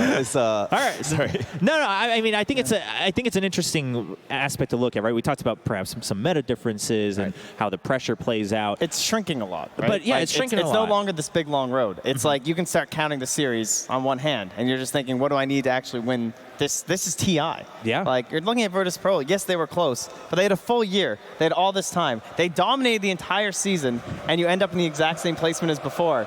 All right. Personally, I'm just impressed at how many hockey fans also share with our Dota fans. I'm really proud right now, to be honest. I could tell that the audience is like waiting. They're like, maybe it's a valid point that we should really listen to. Just and let then it go. halfway through, they're like, no, we can shut this down. Well, with that, we'll move on with our day. Of course, the schedule not quite over yet here at the Rogers Arena. We have the All-Stars match coming up. Yes. All-Stars match of TI8. And there we go. Now some positivity back in the arena. All right. And, I mean, they got their shirts out there, and I think they might have noticed something that was written on them. I believe it's on there. It says mutation mode on their T-shirts. Yeah. And I believe they might have been thinking, well, what does that mean? Yeah, I mean, what do you guys know about mutations mode here on the panel? Well, I've played a couple of games. Usually there's some funky stuff going on. Occasionally you might run into issues where you can respawn allies. Occasionally you can do things where, things explode randomly. I actually only played like 3 matches, so you got to help me with this next there's one. all kinds of stuff. And the main you're thing an is expert on mutations mode. Yeah, there's all these things that affect the entire game. So maybe there's going to be your allies, you said, will explode. That happened for both teams. Or you pick up runes and suddenly it affects the entire team. Stuff like that. Maybe you have magical items that aren't in the normal game of Dota, but most importantly, it affects both teams. This is going to build character. This is a self-battle to rise above the crowd. Yeah, I was worried about coming on to, like, when the panel's on the main stage, I was like, yeah, but what if you tell a joke and they don't laugh? So I figured, why not just get me booed the entire time? There you go. That'd be fine. Yeah, I mean, it's guaranteed interaction. I thought this was the continuation of the late night show where it was, what is the worst thing that could happen as a panel host? Like the entire crowd just hates one guy on the panel. Well, as long as it's not me, I'm glad you're taking the bullet, so it makes me a little safer. But there, again, some interaction at least with the crowd, so we'll take what we can have here in the Rogers Arena. Of course, like you said, though, I mean, we love that there's passion, whether it's for hockey or Dota. Either way, we're happy with that here in Vancouver. March, any experience with the Mutations draft? You can be honest. I haven't played a single game of it. Okay. But one of the players, I asked him a bunch of questions, and there were a lot of super cool stuff that you can do. Yeah, I mean, I was listening to it backstage a little bit in terms of what's coming up in this specific match, and a lot of twists and turns, and basically not the Dota we know, right? It kind of changes the entire game. More flashy stuff. Yeah, more flashy stuff, a lot more fun, and a lot more... Excuse you? Well, okay, hold on. Don't try to turn this on me, all right? Let's not go there. I had to make an effort. But it's surprises, right? It's something that more you're not used to. lighthearted. A lighthearted. There we go. Okay, we can agree on that. All Lighthearted, yeah. Going away from the tradition just for a little bit. Okay. Just take a little break, and then you can get back to how things were, as they always have been in Dota. Totally. All right, well, that's Mutations Draft coming up in the All-Star match. Of course, we have the rosters as well. We have Team Burning and Team ROTK. And I have the rosters right in front of me just to go through them. On Team Burning, we have SCCC, KP, PyCat, Jerax, and Miracle. Okay. All right. Solid. All right, let that sink in a bit. Yeah, and then we'll talk about him. Of course, on the other side on Team ROTK, we have Eternal Envy, Arteezy, the Canadians, King RD, Lanham, and Solo. So, yeah, obviously Arteezy and Solo just played a match, so they're going to have to take a little bit of time. Yeah. So we'll give them the break they need before they jump into this All-Star match. But let's talk about Team Burning a little bit. SCCC, KP, PyCat, Jerax, and Miracle. Lyrical, what are your thoughts on that lineup? I mean, at first they got two mids, so I'm going to be curious to see how that plays. Like, who is it that's going to be able to dominate the mid? Miracle loves playing support, though. Like when he gets to play like that line and everything, I feel like he likes to take those opportunities when he's given a chance. I feel like there's also a home field advantage for one of the teams, much more so than the other. There's a couple Canadians on that secondary roster. Just a few. Yeah. I'm feeling like they might get a couple of the loves from the crowd. Yeah, love from the crowd. Yeah, that's definitely what's coming. Yeah. Bring it in. That's the love. It's too easy. This is the loudest I've heard in the arena, by the way. It wasn't all those plays we saw. It wasn't these players here for the International. It was this jersey that started it all here at TIA. They told me to fill, so here I am. Well, you've done a darn good job. Can't blame you for that. Well, we've gone through the rosters. Ladies and gentlemen, we're ready for the All-Stars match. And Casey has a bit more of an introduction on what we're getting ourselves into. I know we're all excited, right? All excited to see the All-Stars? So what makes the All-Star match so special is that it showcases what Dota is really all about. Obviously, we just saw how competitive it gets. There's emotion involved when it comes to playing on the main stage. But when it comes down to it, there's a bigger community at heart, right? With all the pros, a lot of them have been playing together a long time. There's a brotherhood there. So we decided to do something a little bit different with the All-Star match. And we actually got it started right before group stage. Take a look.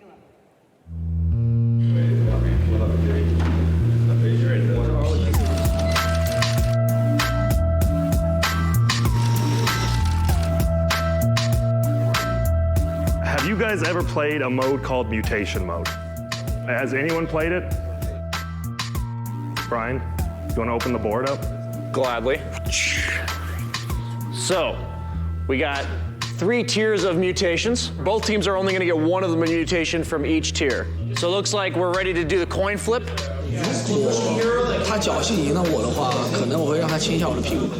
我们队员的屁股他可以任意选择。 And we got tails. Easy. So what's going to be your first choice for the tier 1? It's the Jerax. No, you're the captain. So what was it? You did the decision. Blink Dagger. Team Burning has chosen the Super Blink Dagger from the tier 1. I don't know, it was Jerax's plan, so I just went with it. They don't really have a strat. I think I just had some good experience with Super Blink. Should we pick tier 1 now? Yeah. Pocket Tower. Ooh, we're gonna get cheese, boys. We're gonna get cheesed. Now I have a strategy that I'm gonna jungle with it, but I'm not sure if it's gonna. If I drop that tower and it doesn't work, I'm gonna go crazy. I think we need team range because they're gonna get they're gonna blink around. We need everyone to go. Okay. Yeah, we'll pick team runes. Yeah. Team runes. What a trash pick. What are we getting? Hero good. You sure? 100%? He's sure. Alright, hero good. These guys are trying so hard, actually. Hieroglyph is play to win. Team runes is play to fun. Absolutely. Hieroglyph we play for fun. Yeah. Pocket 肉山也很费油，肉山没多屌的，也挺傻，而且只能控制1分钟。是的，也挺傻逼的，很傻逼。反正 Pocket 肉山绝对是很傻逼。Have we reached a verdict? Let's go. Pocket Roshan. Oh man. What do we do now, Jerax? Hello. Thanks for showing up. You missed out, man. We Oh yeah, so we get to choose our own mutations, and they got some OP ones, we got some dog shit ones. I'm fine with explosion. Explosion. Let's go explosion. All right, death explosion. All right. First pick Wraith King, boys. So the goal is to be unkillable and then die.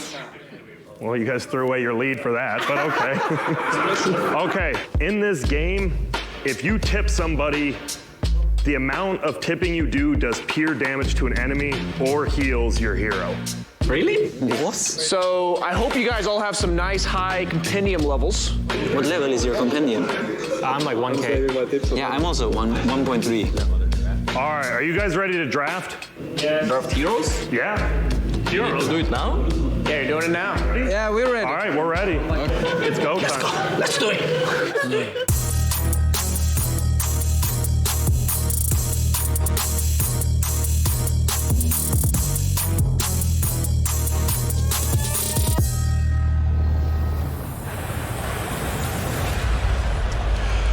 Okay, it's time. It is time for the All-Star match. You guys were getting nuts for the video. You wait till the gameplay happens. I'm joined by Shiva. Oh, I'm so excited. And I do think that you absolutely lost, by the way. No, have you looked at the mutations? Yes. Have you seen that you have a Pocket Roshan, Exactly. for which you have to kill Roshan first before you can actually use it? Yeah,